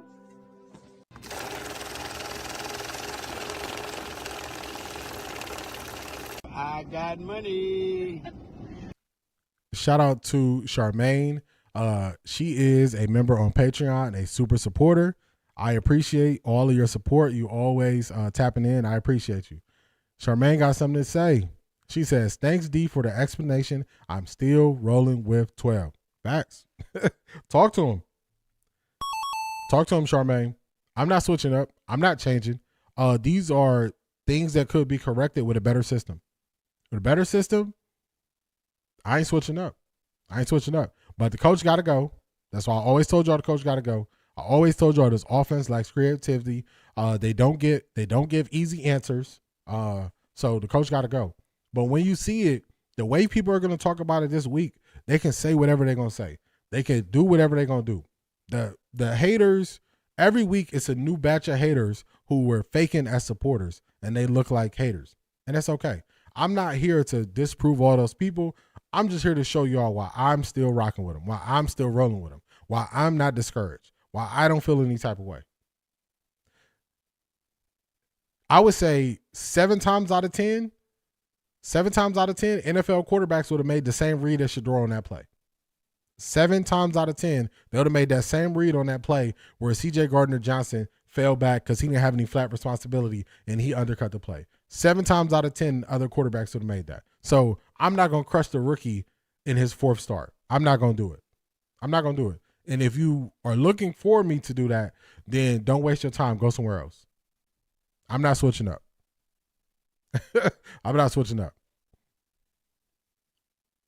Watch Acho's breakdown, and bottom line is we're going through the league learning, and Shedeur's going to make some rookie mistakes. That's a fact. Acho switched up quick, proving everything that Matt Barnes said about him. That's a fact. That's why Acho, stay on that side, man. Either Shedeur is a franchise QB or he's not. And Acho can't determine which one that is. So, you're right. Last week, the announcer said he looked at all of Shedeur's passes. He said Shedeur will tear you apart on man-to-man coverage. Facts. That's why I didn't even really talk about man coverage that much, because Shedeur is way more comfortable attacking man coverage. The play where I watched Bucky's video, and Bucky highlighted this. I kind of thought it, but I wasn't certain. If you watch Well-Off's video that he put out, I don't know if it was last night or this morning. It's kind of running together for me. But it shows when Isaiah Bond is coming across on that deep pass to Isaiah Bond, he highlights run the post. And Shedeur is identifying. They keep going. They keep going to cover 0. And cover 0, we're going to beat you over the top. So Isaiah Bond ran that play. I even watched the Bears defenders talking about it. And they said in cover 0, Shedeur saw it. He read it. He just made a play. So even the Bears defenders are saying he knows what to do. So people want to move you off your square. I'm not moving off my square. He hasn't given me any new information that makes me want to move off my square. I'm firmly planted where I'm at. I'm firmly planted on this side. If you want to switch up and you want to go to the other side, that's cool. But make sure when you go over there, stay over there. Everybody stay on that side when they switched up. You switched up, stay on that side, man. Stay on that side. Miss Sparks, I'm not changing my support for Shedeur. I'm rolling with him. Facts. I'm rolling with him. Keith Hunt, 12, 24/7. Facts. Rolling with him. If Browns play things right 2 years from now, we could be talking about the Browns dynasty. Tool man. That's the kind of conversation I'm trying to have. If you can go clean up this offense, you could do what the Bears did. You need an offensive mind. You need to spend some money on the line. high draft capital on receiver, high draft capital on offensive alignment, and you could be talking. We could be talking. I find it amusing that the same detractors be the first in the comments. They spend all day searching for Shedeur content to talk trash, but I've learned ignore them and they get more desperate. What Drake say? Give me a hug. They need hugs, y'all. They need hugs. So they go wherever they can fit in and try to, go against the grain and get a little attention. And they need hugs, man. Buy a dog. Buy a dog like Real Fresh Food say. Buy a dog. If you leave, you can't come back inside. That's a fact. That's a fact. No re-entry. No re-entry. No re-entry. Just make sure if you go over there. Everybody stay on that side when they switched up. You switched up, stay on that side, man. Now, I think that sometimes people might take what I'm saying as Shedeur could do no wrong. If y'all notice, I told y'all what I thought his worst mistake was out of the interceptions, and I explained what happened on the other one, and I also explained how it could have been corrected. So people don't like the fact that I'm not just going to crush Shedeur. I'm not. I'm not going to do it. So if you ever come here thinking and that's what you're going to get, you're in the wrong place. Go somewhere else for that. Go somewhere else. Because it ain't going to be me. It ain't going to be me. If I don't believe in Shedeur, I'll tell y'all. I believe in Shedeur. I'm standing on that side. Firmly planted. Firmly planted. I ain't moving. Some people have no patience with these rookies. Let them learn and experience. That's how the Bradys, Moons, Mannings are created. That's a fact. They need the experience. They need to see things. So this is why I was talking earlier about one quarterback is not going to change this. One quarterback is not going to change this. If they go and trade draft capital for Fernando Mendoza, he come in here. He not changing this. He going to look the same way. He going to have some flashes, but it's going to be inconsistent. That's what it's going to be because they don't have enough around them. They don't have enough around them. Listen, a QB with 1 month of reps and the quality he already possesses, I'm not crazy. I'll let these people trick themselves out of not believing he's a franchise QB. Key Mathis, talk to him. Talk to him. That's what they're going to do. They can talk themselves out of it because they never believed he was a franchise QB in the first place. That's why they can talk themselves out of it so fast. Joanna, we believe in Shedeur always. That's it. That's it. They want us to switch up and we're not switching up and they get upset. Skip ain't switching up. Skip, talk to him, man. What else you got to say, Skip? Gridiron. Charmaine, I was waiting for you. Big no to Mendoza. No to Mendoza. Mendoza's too quirky for me, and he needs a system around him. Many people have highlighted what he did at Cal, and they said he wasn't that good. So now 1 good year in a way better system with way better players, I'm not sold. Also, on these rookie quarterbacks, remember I said, oh, man, they don't have enough starts. They haven't seen enough football. Now it's looking like Ty Simpson might go back to school. Lenore Sellers announced yesterday, Lenore Sellers going back to school. Come on. I watched these guys. I watched them. Nobody was saying Lenore Sellers need to go back to school when I said he was. Nobody was saying Arch Manning was going back. Nobody was saying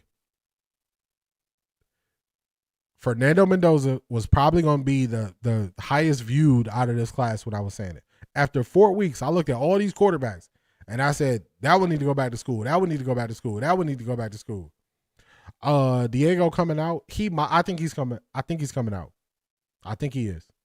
He just gotta for them talking about how Shedeur talk about stuff, he gotta clean up how he talk about stuff because him saying F the Heisman voters, I like his confidence in himself, but he gotta get media trained. He needs some polish. He needs some polish to it. With the league injuries and QB play, lots of teams wishing they had Shedeur now. Man, I agree. G. Bush gave Shedeur a A+ grade. I find that hard to believe. G. Bush is usually clear about what's happening on the football field, so I find that hard to believe that G. Bush gave him an A+. I find that hard to believe.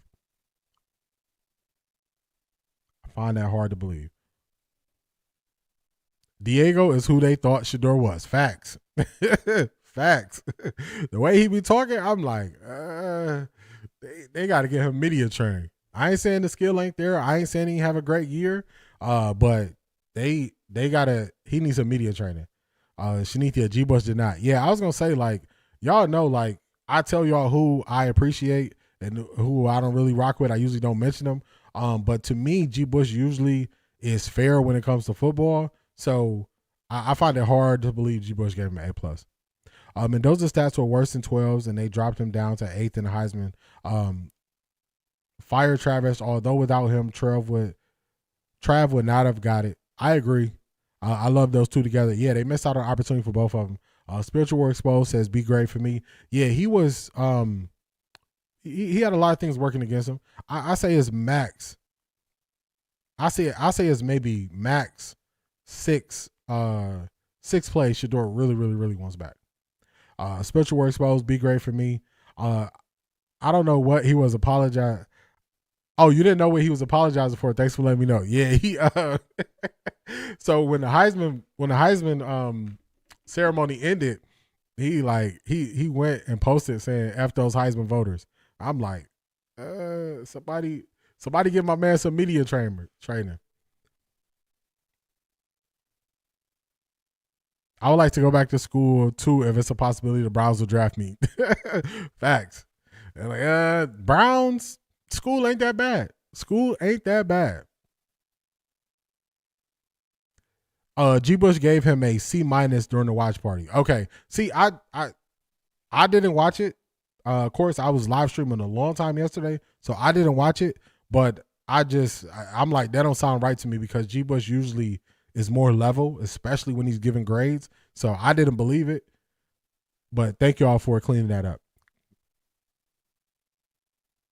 Correction, not first, but one. Oh, you're talking about Travis winning. Rivers almost did it yesterday. Yes, he did. Rivers, I was watching that. I was like, how? Those negative 35 yards were breathtaking. Raul, you always trolling, man. Have you noticed none of the analysts are saying this draft class lacked QB traits like they did Shedeur? Diego looks the same as Gabriel. Is he that small? I didn't really. Once I identified.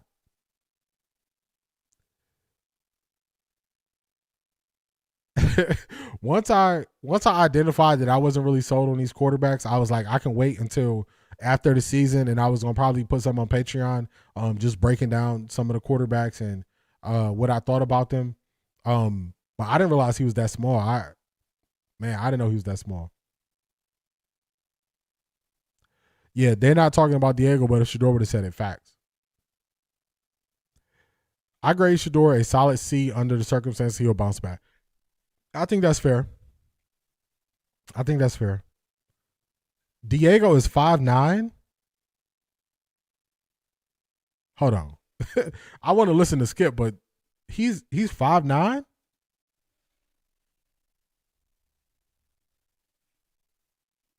Hold on.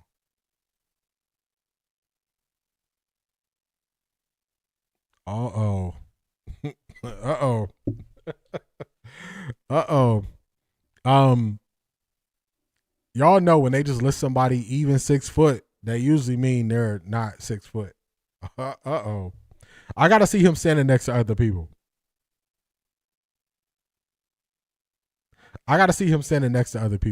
Oh, my goodness. It's something I'm going to break down on Patreon where Tom Brady is talking about your quarterback needs to at least be 6'2". I don't think I can put it on YouTube because it's Fox Sports. So I'm going to put it on Patreon where it's saying your quarterback needs to be 6'2", and he breaks down why. It happened last week. Let's get to Skip, though. Let's see what Skip talk about. Talk to him, Skip. Ahead of this game. Fact. Pro Football Focus ranks Shedeur's receiving core 32nd and dead last in the National Football League. And today he didn't even have Njoku, his most decorated and trustable and experienced receiver. Fact. Pro Football Focus ranks Cleveland's pass protection 32nd and dead. Yeah, I just looked it up. It said, I always question when they list somebody as 6 foot. when they list somebody as 6 foot, I always question that height. I'm like, people usually not really 6 foot. They usually not. You either past 6 foot or you below it. Usually it's hard to find somebody right at 6 foot. Yeah, he's 5'9". I live in Tennessee. He's truly not that big. I didn't know he was that small. Watch Diego's Heisman entrance with his group. Saying to me should have won the Heisman. They are glazing for Mendoza hard. Yeah. Yeah. I told y'all they were waiting for somebody to win an award that they could hold against Shedeur. Someone posted the Heisman for, and he was way shorter. Oh, I got to look it up now. Oh man, y'all got me on a fact finding mission. Let me see. I'm gonna play Skip. We're gonna listen to Skip. I got to see this now. Dead last in the National Football League. And today, Shedeur did not have his starting center, his starting right guard, or his starting right tackle. Fact. Chicago went into this game running away with turnover differential in the National Football League. They went in plus 17, second on the list so far this season. Going into today were the Houston Texans at plus 12. The Bears were 5 clear of second place in turnover differential because they led the National Football League in interceptions with 18. They now have 21. They picked off Shedeur 3 times. I give you that. But I will detail the whys behind those 3. Let's start from the start. Shedeur's first possession, it was just like last week against Tennessee at Cleveland when the return on the opening kickoff was to the 15. All of a sudden, it's first and 10 from the 15 on your first possession. Remember, he's just a rookie as a midseason starter for a bad football team. Today, his first possession started at the half-yard line, 1/2 yard line, after a punt by the Bears was downed at the 1. Stefanski challenged it. I thought the Bears downed it at the half-yard line, and he lost the challenge. And Shedeur starts out with a false start by his favorite receiver. Now, it's a rookie third-round pick, Harold Fannin Jr., false started on the first play of the game, offensive for the Browns. Then third play was 12 men in the huddle. And on the 3 plays that Shedeur ran, Stefanski did not let him try one pass. I'm a big fan of throwing out of your end zone when you're backed up deep. I know how many times I've been victimized rooting against that, where the quarterback drops back and throws a quick out for Toilet music. That's why I said I didn't believe it about the G. Bush situation. I rock with G. Bush. It's the only person whose opinion I rock with off of Ultimate Cleveland Sports Show. So I didn't believe it because he usually is a lot more fair when it comes to his football grade. So I didn't believe it. So it's not going to be no drama. It's not going to be no beef. It's nothing like that. It's nothing like that. Clyde said, I'm still venting. Why, Kevin? During Shedeur's running, and it was 4th and 1, and this is the 4th time you did not allow Shedeur to try. What do you have to lose? You only have won 3 games. Facts. I don't understand. I don't understand. Also, what Skip is talking about, when they were backed up on the end zone, in the moment, I told y'all, I did not like that heavy package going. I did not like that heavy package they went to. I want you to spread them out. At least lead them to believe you could potentially throw the ball so you can get from backed up. So I agree with Skip there. To me, on that first down play, they conceded defeat. Right away, they conceded defeat. They were not playing to get the first down. They were playing to give room for the punter. I didn't like that. Sanders did not want that Hemi award. Yeah, he was looking at it. They was like, I told y'all he was going to be cool about it. 12 been the best quarterback since he got to Cleveland, and they still wasn't playing him. Didn't plan to play him. The city respect him. The coaching staff probably is the ones who are overlooking him. That's probably what it is. Kevin Stefanski was snickering on the sideline when he let 12 get sacked like he did in the preseason game when he put 3 and 4s with him. Hey, Kevin got to go. For whatever reason you don't like Kevin, it's been a minute since I didn't like Kevin, but he got to go. He got to go. But I'm agreeing with Skip here. Yeah, G. Bush is usually grounded, so not concerned with him either. Yeah, I'm not. Yeah, I rock with G. Bush, and he's not usually over the top like that when he comes to grading. So I thought it was questionable when he first said it. So I didn't really believe it. And then of course, some people watched this party and they said he didn't grade it, so it wasn't true. So yeah, no beef, no smoke. Y'all know people are gonna try stuff. They're gonna try stuff, but we're not falling for it. We ain't falling for it. 7 yards, and they're out of quote-unquote jail. Nope, and no. Run, and run with 2 penalties interspersed, and it becomes 4th and 4 at the 7, and you're going to punt it to them, and they're going to score as they did because they're going to have a short field score. So they quickly fall behind. And by the way, another fact for you, last week at Cleveland, in a shock to me, the Browns defense, which came into this game this week, 2nd in the NFL in yards allowed. At home last week against a 1-11 Tennessee team, the Browns gave up 184 yards rushing. Shedeur can do nothing to stop that. He can't help that. He can't fix that. And today the Bears ran for 142 yards and mostly controlled the clock and the football game from the start. Today, the Cleveland Browns ran for 50 rushing yards. Shedeur had very little protection with the run or pass protection. What do you think's going to happen against the best intercepting defense in the National Football League? The defense that just sits back and licks chops and picks footballs out of the sky. What do you think's going to happen to a rookie quarterback who can't be protected and who's throwing to a rookie third-rounder in Harold Fannin Jr., who is by far his most target? I think he had 12 targets today. Too many. Talk to him, Skip. What you think is going to happen? That's a great question. Kevin has got to a point where his presence hurts the team. He might even be right, but because it's him, it's wrong. And when you get there, you have to go. That's a fact too, man. That is a fact. Marie, I agree with you. Constructive criticism is cool, but the hate won't be tolerated. I agree with that. Grossi saying he can't even fault Shedeur for yesterday, something or nothing.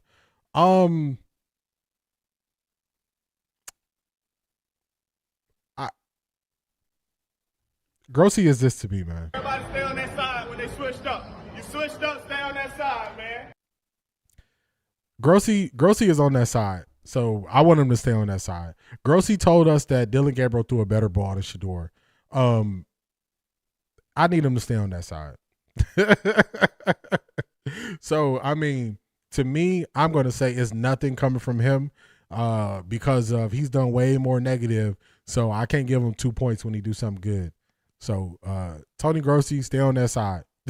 It's kind of similar to what Toolman was just saying about Kevin. When you've been wrong for so long, even when you do something right, I can't really give you props for it. You got to go. Excuse me. So, Tony, stay on that side. All of the Bears scores drive on short fields, or at least the majority of them were. Yes, and that was due to special teams and them playing the field position game. Kevin Stefanski keeping Bubba Ventrone for all these years and having some of the worst special teams played in the NFL, that's a fireable offense. At this point, Kevin Stefanski has too many things that are fireable offenses. Too many of them. Zedric, that's a fact. A broken clock is right twice a day. So, I mean, I'm going to tell you, man.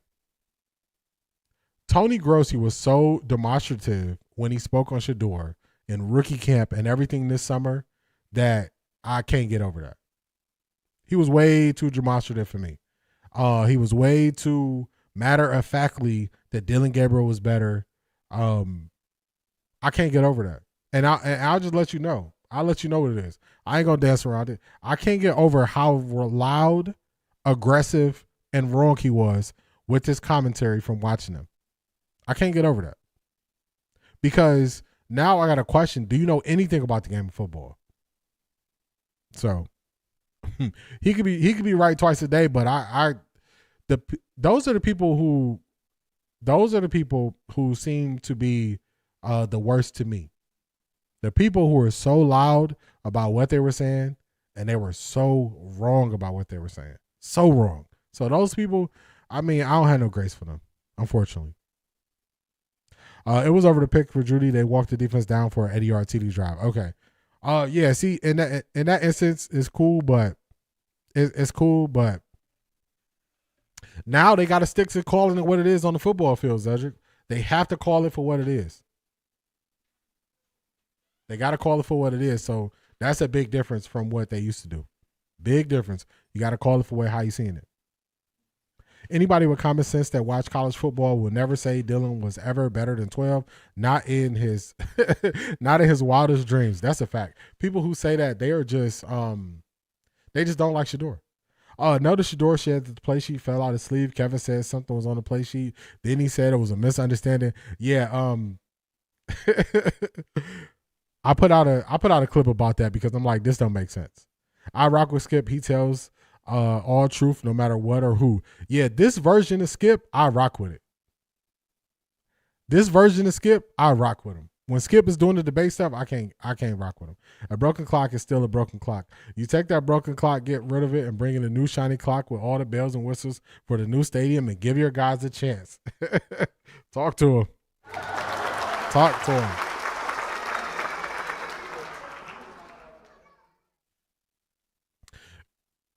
Grossi and Rizzo figured out that they could make mega money off Shedeur's name. Grossi is disingenuous. It's all been local bad acting theater with these guys. That's a fact. A long time ago, I stopped showing anything from Rizzo because I got a sense that he was playing a role, and I just stopped showing him.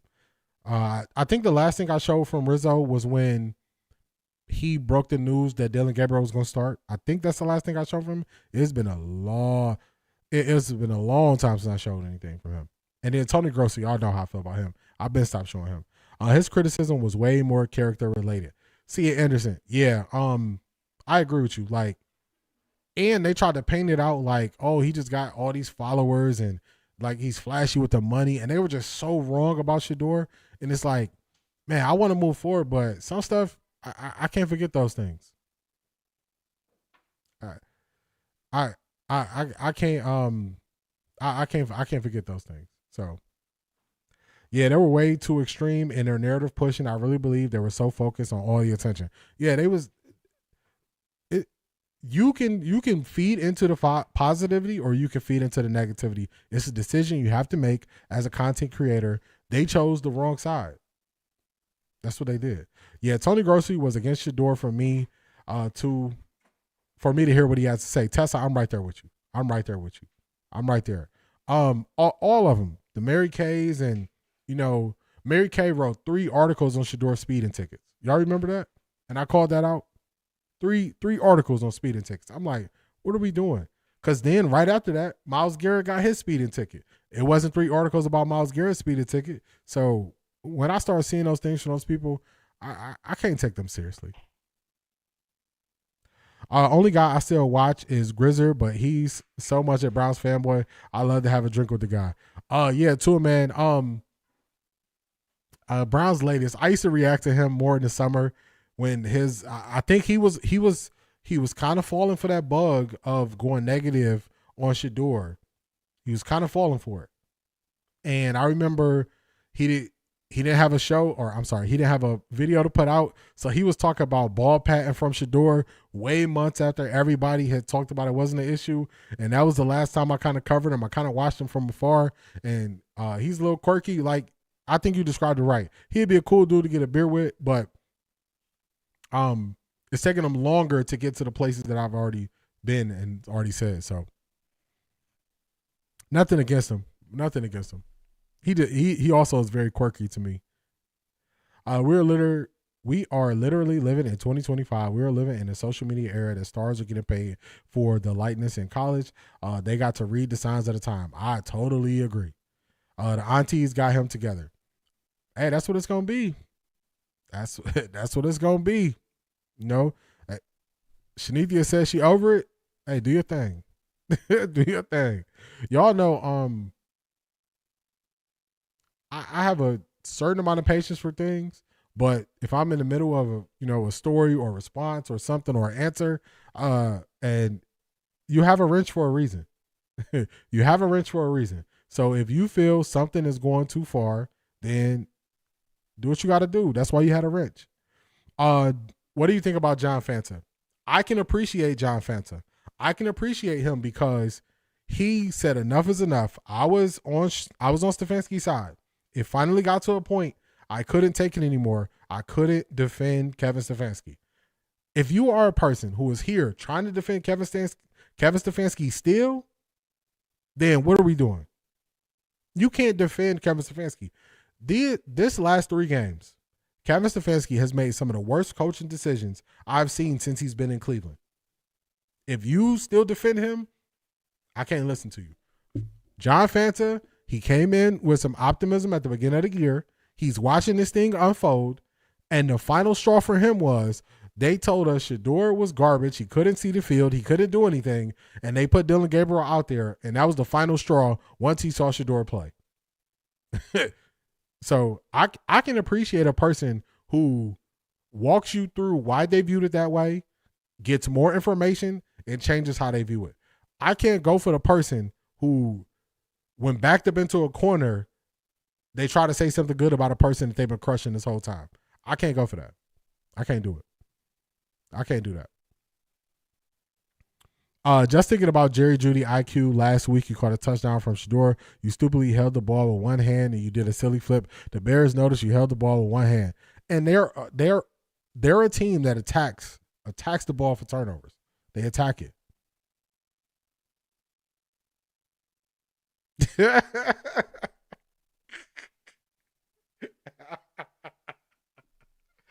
Selmo fun. Oh, shucks. Selmo fun. You a wild boy. You a wild boy for that one. That boy Sharon is Willie beaming. He had the women screaming. He thought he was safe, but that boy was dreaming. Game over. Yeah. Man, oh man. It's bad for him. He gotta go get some stuff together. Is there a coach's award for using the least amount of timeouts when they are needed? Nope. That's called bad coaching. That's called bad coaching. That's called bad coaching. Yeah, Selmo fun. You got me with that one. You got me. Ooh. Yeah, he got to go sit down somewhere. He got to go sit down. He got to recoup. He got to get his life in order. He's going to be cheering for the Browns long after we move on to the next thing. You can't smoke the hopium and watch film and not think that things need to change. Yeah, it's no way. It's no way. What I've realized is, and I don't know, y'all can let me know if y'all feel this about me. I don't believe I do or say things not wanting to be wrong. I believe I just put out there how I feel. So y'all would have to tell me. Do y'all believe I'm a person that says things to not be wrong? Because I think a lot of these people do and say things to not be wrong. I don't think it's how they truly feel. I believe I just put out there how I feel, and if I end up being wrong, I'll be wrong. But in most cases, when I've said stuff early, I was on the right side of it. So some people just don't want to be wrong. I don't mind being wrong. It's part of it. I'm not going to shoot 100% from the field. I'm not going to shoot 100% from the field. But if I'm shooting 70, 80%, talk to me. You know what I'm saying? He wasn't looking at the ball to pull it in, lack of concentration. My bad, Brandon. My bot got you. That's a rite of passage. Once you've been here long enough, my bot will snipe you. But it's all good. Tommy Reese is about to get fired too. Yeah, he got to go. Remember before last week they were saying Tommy Reese, they looking at him, oh, Tommy Reese might be able to be the head coach. Where? No. Tommy Reese is gone. Yeah. You about to lose your job. I'll pass. You about to lose your job. I'll pass. I'll pass. You say what you feel and believe what you see. Yeah, that's what I try to do. So sometimes I'm going to look like the crazy one. Because I'm saying it so early that people are looking at me like the first thing they do is say, you don't know what you're talking about. I gave y'all the whole breakdown of Andrew Berry's draft history. Now, today, everybody going through Andrew Berry draft history. I did that after week like 3 or 4. I did that so long ago. I told y'all I didn't want Kevin Stefanski here a long time ago. I told y'all his offensive scheme wasn't good. It wasn't creative. I looked like the crazy one. It was so early. It was so early that I was saying those things. And I looked like the crazy one. And I was just telling y'all, like, this is what I see. I'm not going to be 100% from the field. But, hey, 70, 80, I'll take it. I will take it. I admit I was wrong about Judy. I thought he could play. Kudos to Jameis Winston for making him seem elite. Yeah, Jameis will turn you into a star as a receiver. He will turn you into a star. You're literally my favorite person to listen to / watch. My funds get right. I'm going to show some love. I appreciate you, Latika. For the new people that don't know, I really, really started going all in on YouTube because I really was on TikTok. I was on TikTok. Latika can attest to this. Latika was watching me on TikTok. I was speaking the same way. My microphone was worse. My setup wasn't as good. My camera was zoomed in too much. But I was speaking the same way from TikTok. TikTok wouldn't let me go live no more, and then I came over to YouTube. But I've been talking this way. I've been talking this way. I didn't switch it up. Browns could have easily won 10 games this year with competent coaching. To a man. That is the biggest thing that people don't say. That's the main thing they don't say. They don't realize. Look at our division. Let me pull it up real quick so I don't get it wrong. I think to win our division, how many games you going to need? Because our division is in shambles. You could have changed things around. Let me see. Where's standings?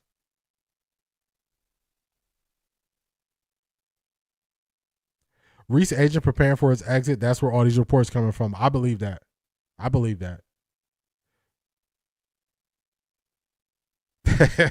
Brandon, you know what? You're about to lose your job. You got to give props to Marie. Because Marie early on said, I need you to add this. So that's you got to shout out Marie for that. You about to lose your job. You about to lose your job. Yeah, you got to shout out for Marie for that. The Bears can catch, the Browns cannot. That's a fact. Dear Indiana and Signetti, a thought. Players from James Madison had transferred to IU, and this year James Madison is in the college football playoff. Interesting.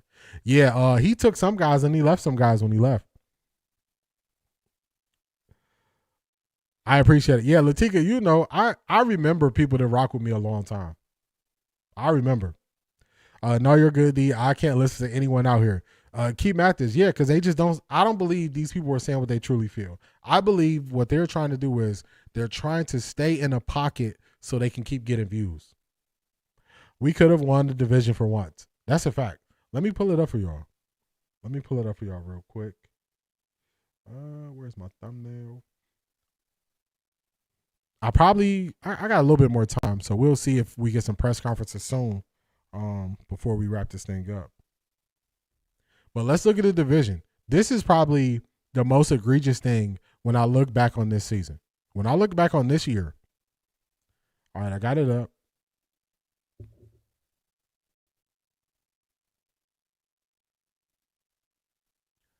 When you look back on this right here, 7 wins, 3 games to go.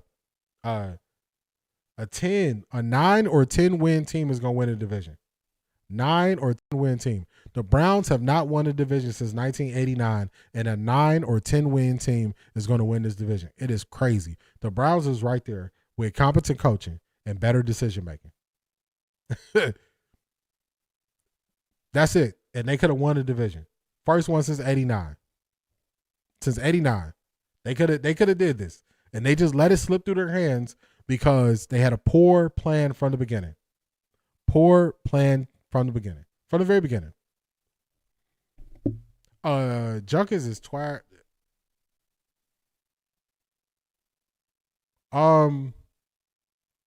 Adam, I gotta disagree with you. Junkins is not trash. I don't even want to repeat that. Junkins is not trash. Teams are keying in on what the Browns are doing, loading up the box. So yeah, nah.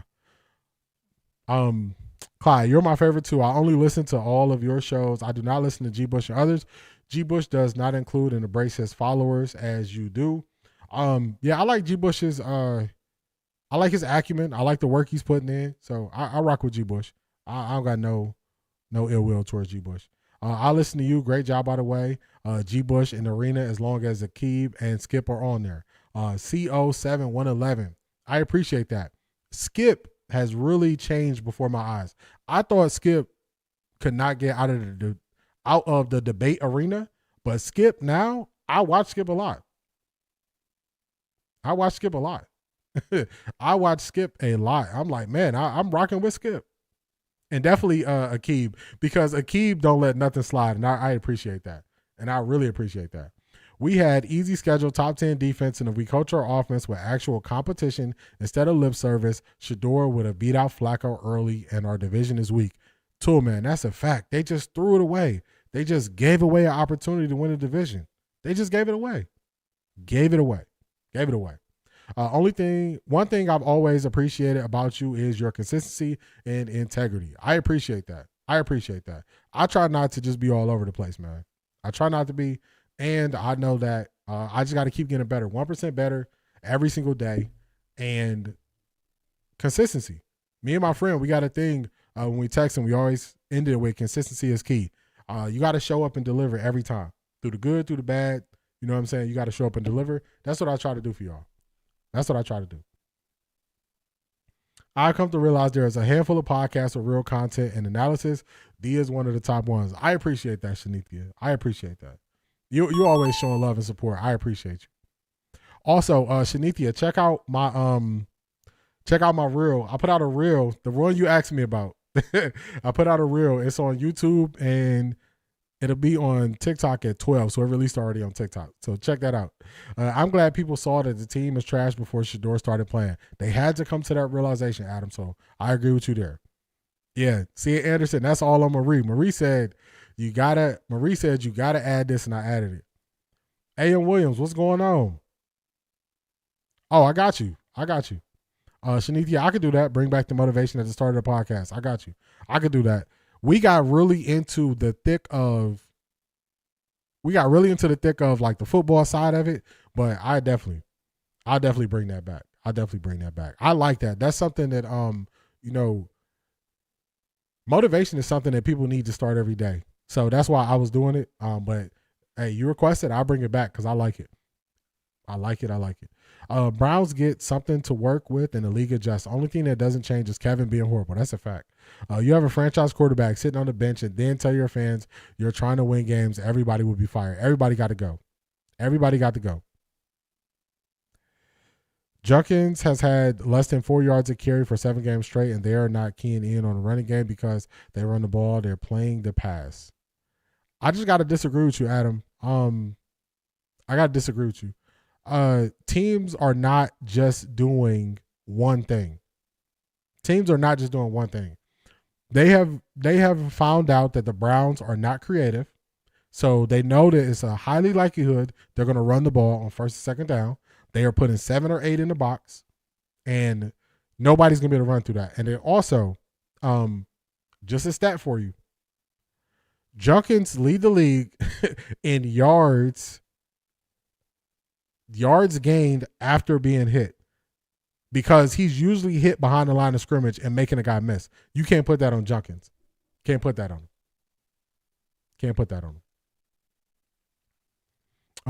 Yeah, I got y'all. I'm bringing back the motivation for sure. Starting Wednesday this week. We back with it. We are back with it. I have a real question. If Kevin stays, what happens to Shedeur next season?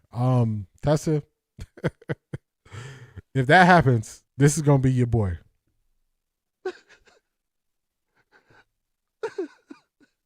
I'm gonna be somewhere crying. Stefanski got to go.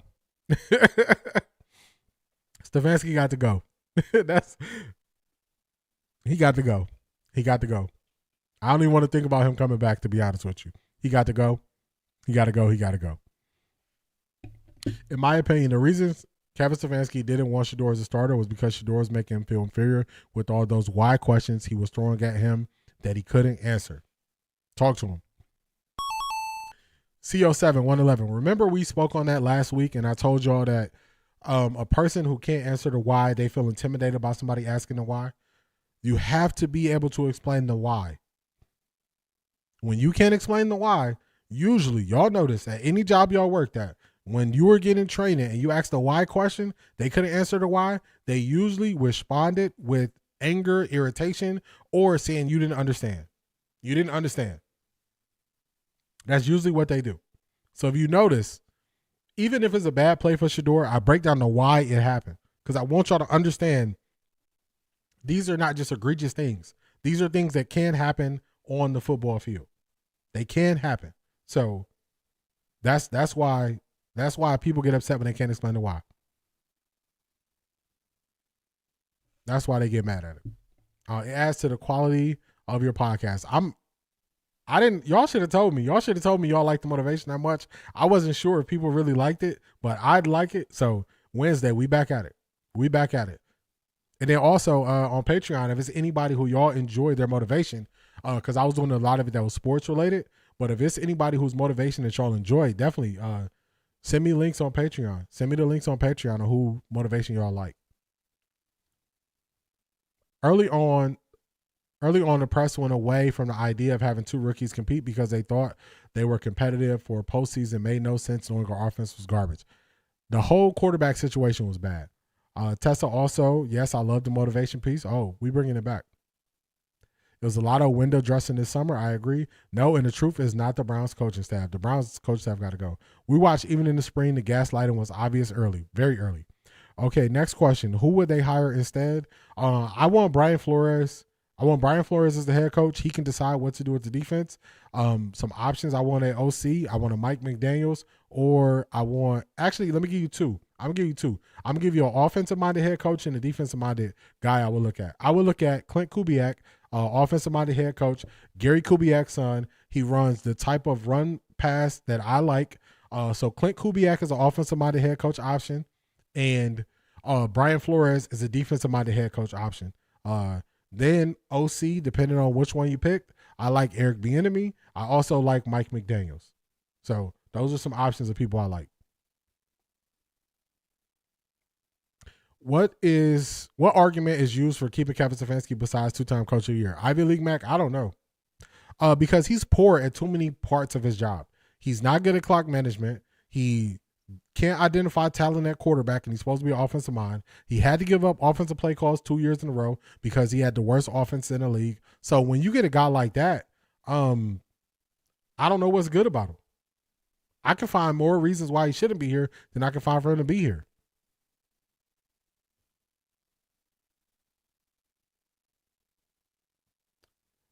It usually happened when I was more qualified for my boss's job than him. Why always matters. To a man, that's a fact. Everybody knows when a person can't answer the why, they feel intimidated, they get anger, all that stuff. They said all that stuff. What was up with the reporters asking Shedeur about keeping his job? They are the worst. Yeah. They put it out there. Put it out there. They're not good. They're not good. Terrible questions during the presser. Johnny Manziel's calling out Cleveland media about how they treat Shedeur in the presser. I agree. What people want to do, this is what people are going to do. They're going to try to discredit Johnny Manziel as if he's wrong about the Cleveland media. He's not wrong about the Cleveland media. He's right. He's right. Even though he didn't handle himself the best here, the Cleveland media was bad to him. The Cleveland media was bad to Baker Mayfield. The Cleveland media was bad to Myles Garrett. There's a lot of people. There's a lot of people that were bad. They were not good to the Cleveland media. Kevin Stefanski strategy wanted to spend the season bringing Dylan up to speed before we saw Shedeur, so Shedeur would not look that much better than Shedeur, and he could justify trading Shedeur. If that was his plan, that backfired. If that was his plan, that backfired. Yes, motivation is good. We will need to keep it the next 3 games. Oh, let's get it. I'll bring it back and we'll keep it back. I don't. It don't have to be a short-term thing on the motivation. We'll bring it back and keep it back. Clint did interview, but they said he couldn't call his own plays. Tessa, that's correct. So I was looking more into that story when I was looking at who I would look at to replace guys. I was looking into Clint Kubiak, and I was reading the articles, and I was like, Clint Kubiak interviewed here? Excuse me, he interviewed here before he interviewed in Seattle, and that was the issue. Kevin Stefanski decided to call plays over Clint Kubiak, and now look where we at, where Kevin Stefanski giving up play calls? That's a fireable offense, because if you look at how highly rated Seattle's offense is. So it's too many reasons why he got to go.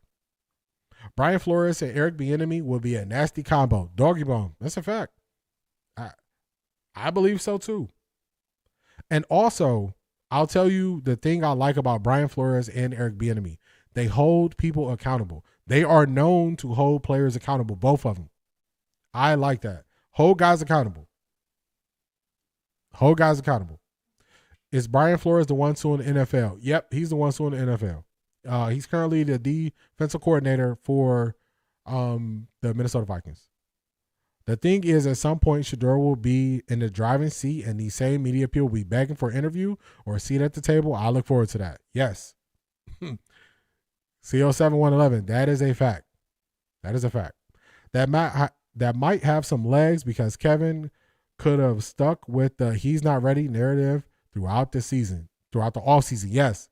That's why I wanted Shedeur to get tape out there. I want him to get tape out there because I'm like, we can't believe what they're telling us. I would change let me slow down. I would change the defense a little, go to a more blitz heavy. This personnel is decent, flexible, but a bit predictable. Offense is fake West Coast with no competent deep threat to keep defense honest. Tua, man, talk to him. Tua, man, that's why for defense, I like Brian Flores. And that's why I said a lot of people, I'm cool on Jim Schwartz. If people want to keep him, that's cool. But Brian Flores' defense, I think, is way more flexible. And I would go with Brian Flores and his defense because he confuses guys. He switches it up. So I would go with Brian Flores. And Brian Flores' teams, they have great fundamentals. They play great fundamentals that I like. Wait, did you talk about Acho's take about Shedeur not playing well? He made me so mad. Detroit Gemini. Acho's curtain call was on Friday. That's it. Acho's curtain call was on Friday. I didn't even talk about it. I didn't even bring it up. We know where Acho resides. He can stay where he's at. Everybody stay on that side when they switched up. You switched up, stay on that side, man. I ain't even watch it. I didn't watch it. Tessa didn't watch it. I didn't watch it. Acho can't get one view from me. He can't even get one view from me. Not at all. Yep and Clint only did the interview because Kevin gave up play calling. Yeah, he wanted play calling. Look at what his offense did in Seattle. Seattle does not have all these great players. They got JSN at wide receiver, and they got JSN. They traded for the speedy receiver from the Saints before the deadline. They don't have the best run game. Not the whole NFL didn't believe in Sam Darnold, so he making some stuff happen. He making it happen. What do you think about Brian Leftwich's OC? From my understanding, he was OC when Brady was at Tampa. He was. I don't mind. I like Brian Leftwich too. I like him too. One issue that Brian Leftwich had at Tampa was he would abandon the run game just slightly too early, but they didn't have the best situation at running back. So that was the kind of knock on him. But I wouldn't mind Brian Leftwich. I would just like some of these guys ahead of him. I would like some of those guys ahead of him. Jimmy told Kev, Sanders is starting now and next season, son. Hey, he told him. Cooper Kupp he's been in and out of the lineup this year. I followed them from afar, but he's been in and out of the lineup this year.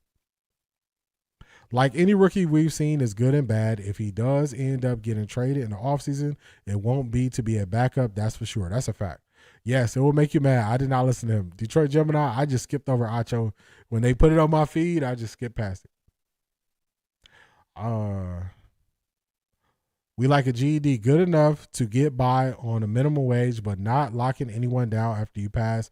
Garrett, you have a C grade. That's a fact. Cup has been in and out of the lineup. I don't know if he's currently injured. Let's see. Let's pull him up real quick before we wrap it up.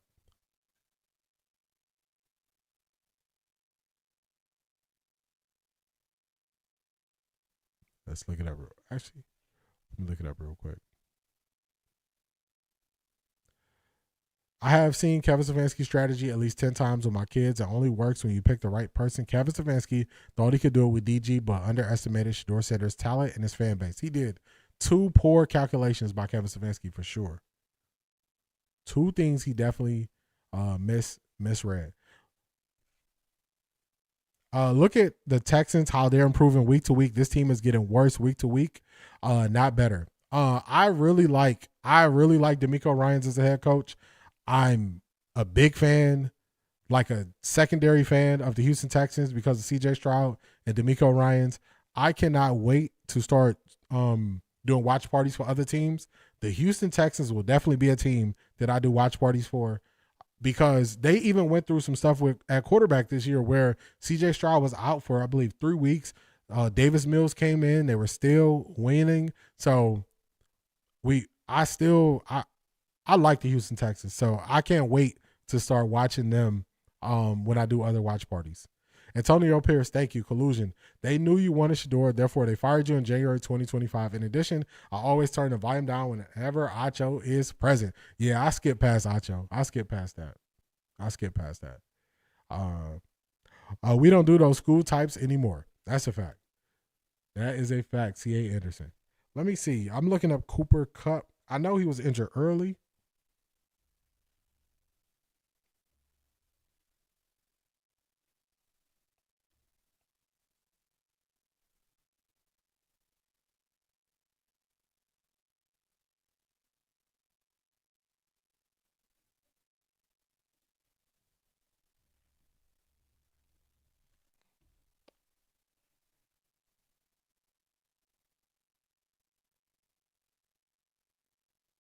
Yeah, I thought Cooper Kupp missed a couple games. I'm trying to find it. How many games he missed?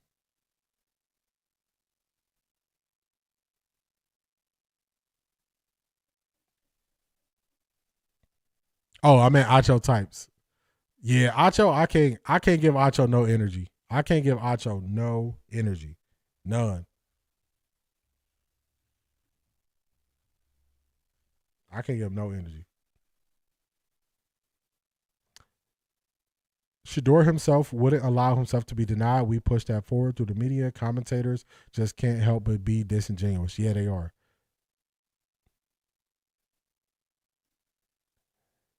You have some people you don't bet against. Ali, Tyson, Jordan, Brady, Mahomes. The next couple of years, Shedeur is going to get to be one of those. I definitely think he has an opportunity.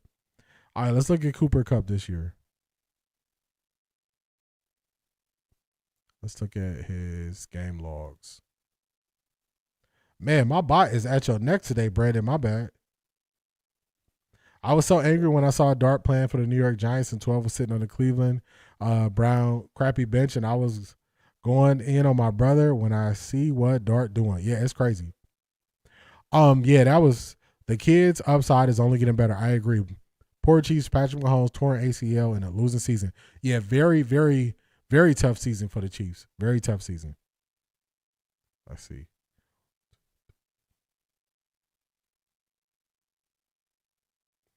Oh, I thought Cooper Kupp missed some games, but I guess he didn't. His target's just been really low. Just really low. I thought he missed some games because he had like some one target games, and he played every game. It looks like he played every game on first glance. But I thought he was injured, but I was wrong about that. Excuse me, I was wrong about that, Cedric. Tony Grossi is admitted it wasn't Shedeur's fault, and he was only one of the ones who can play.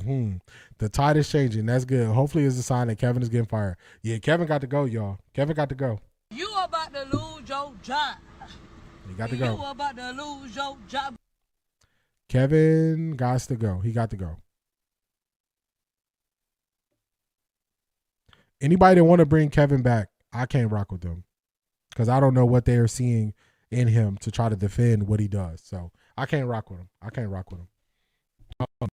This has been another great stream, y'all. I hope y'all came into this stream probably, if you were feeling less positive, hopefully you are more positive now with how you're viewing the situation.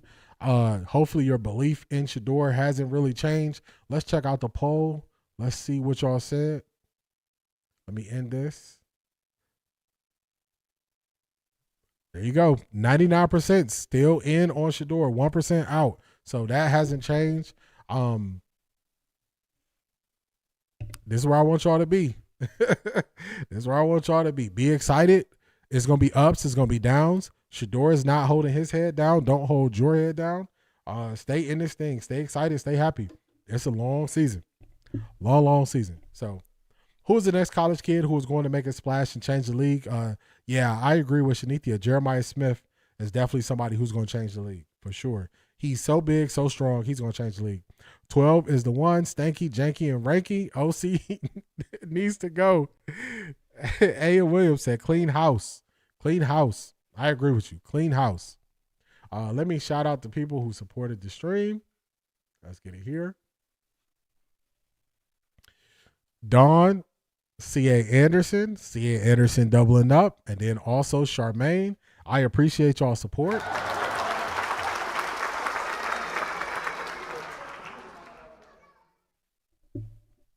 Shedeur was smiling, so I'm smiling. That's right, Latika. That's right. Who makes the tweaks to a play call wristband in the middle of a game? That's foul. Yeah, it just shows you they just got a poor operation. Poor operation going on, Zedric. Do you think Kevin will do better somewhere? And if so, why couldn't he make it work here?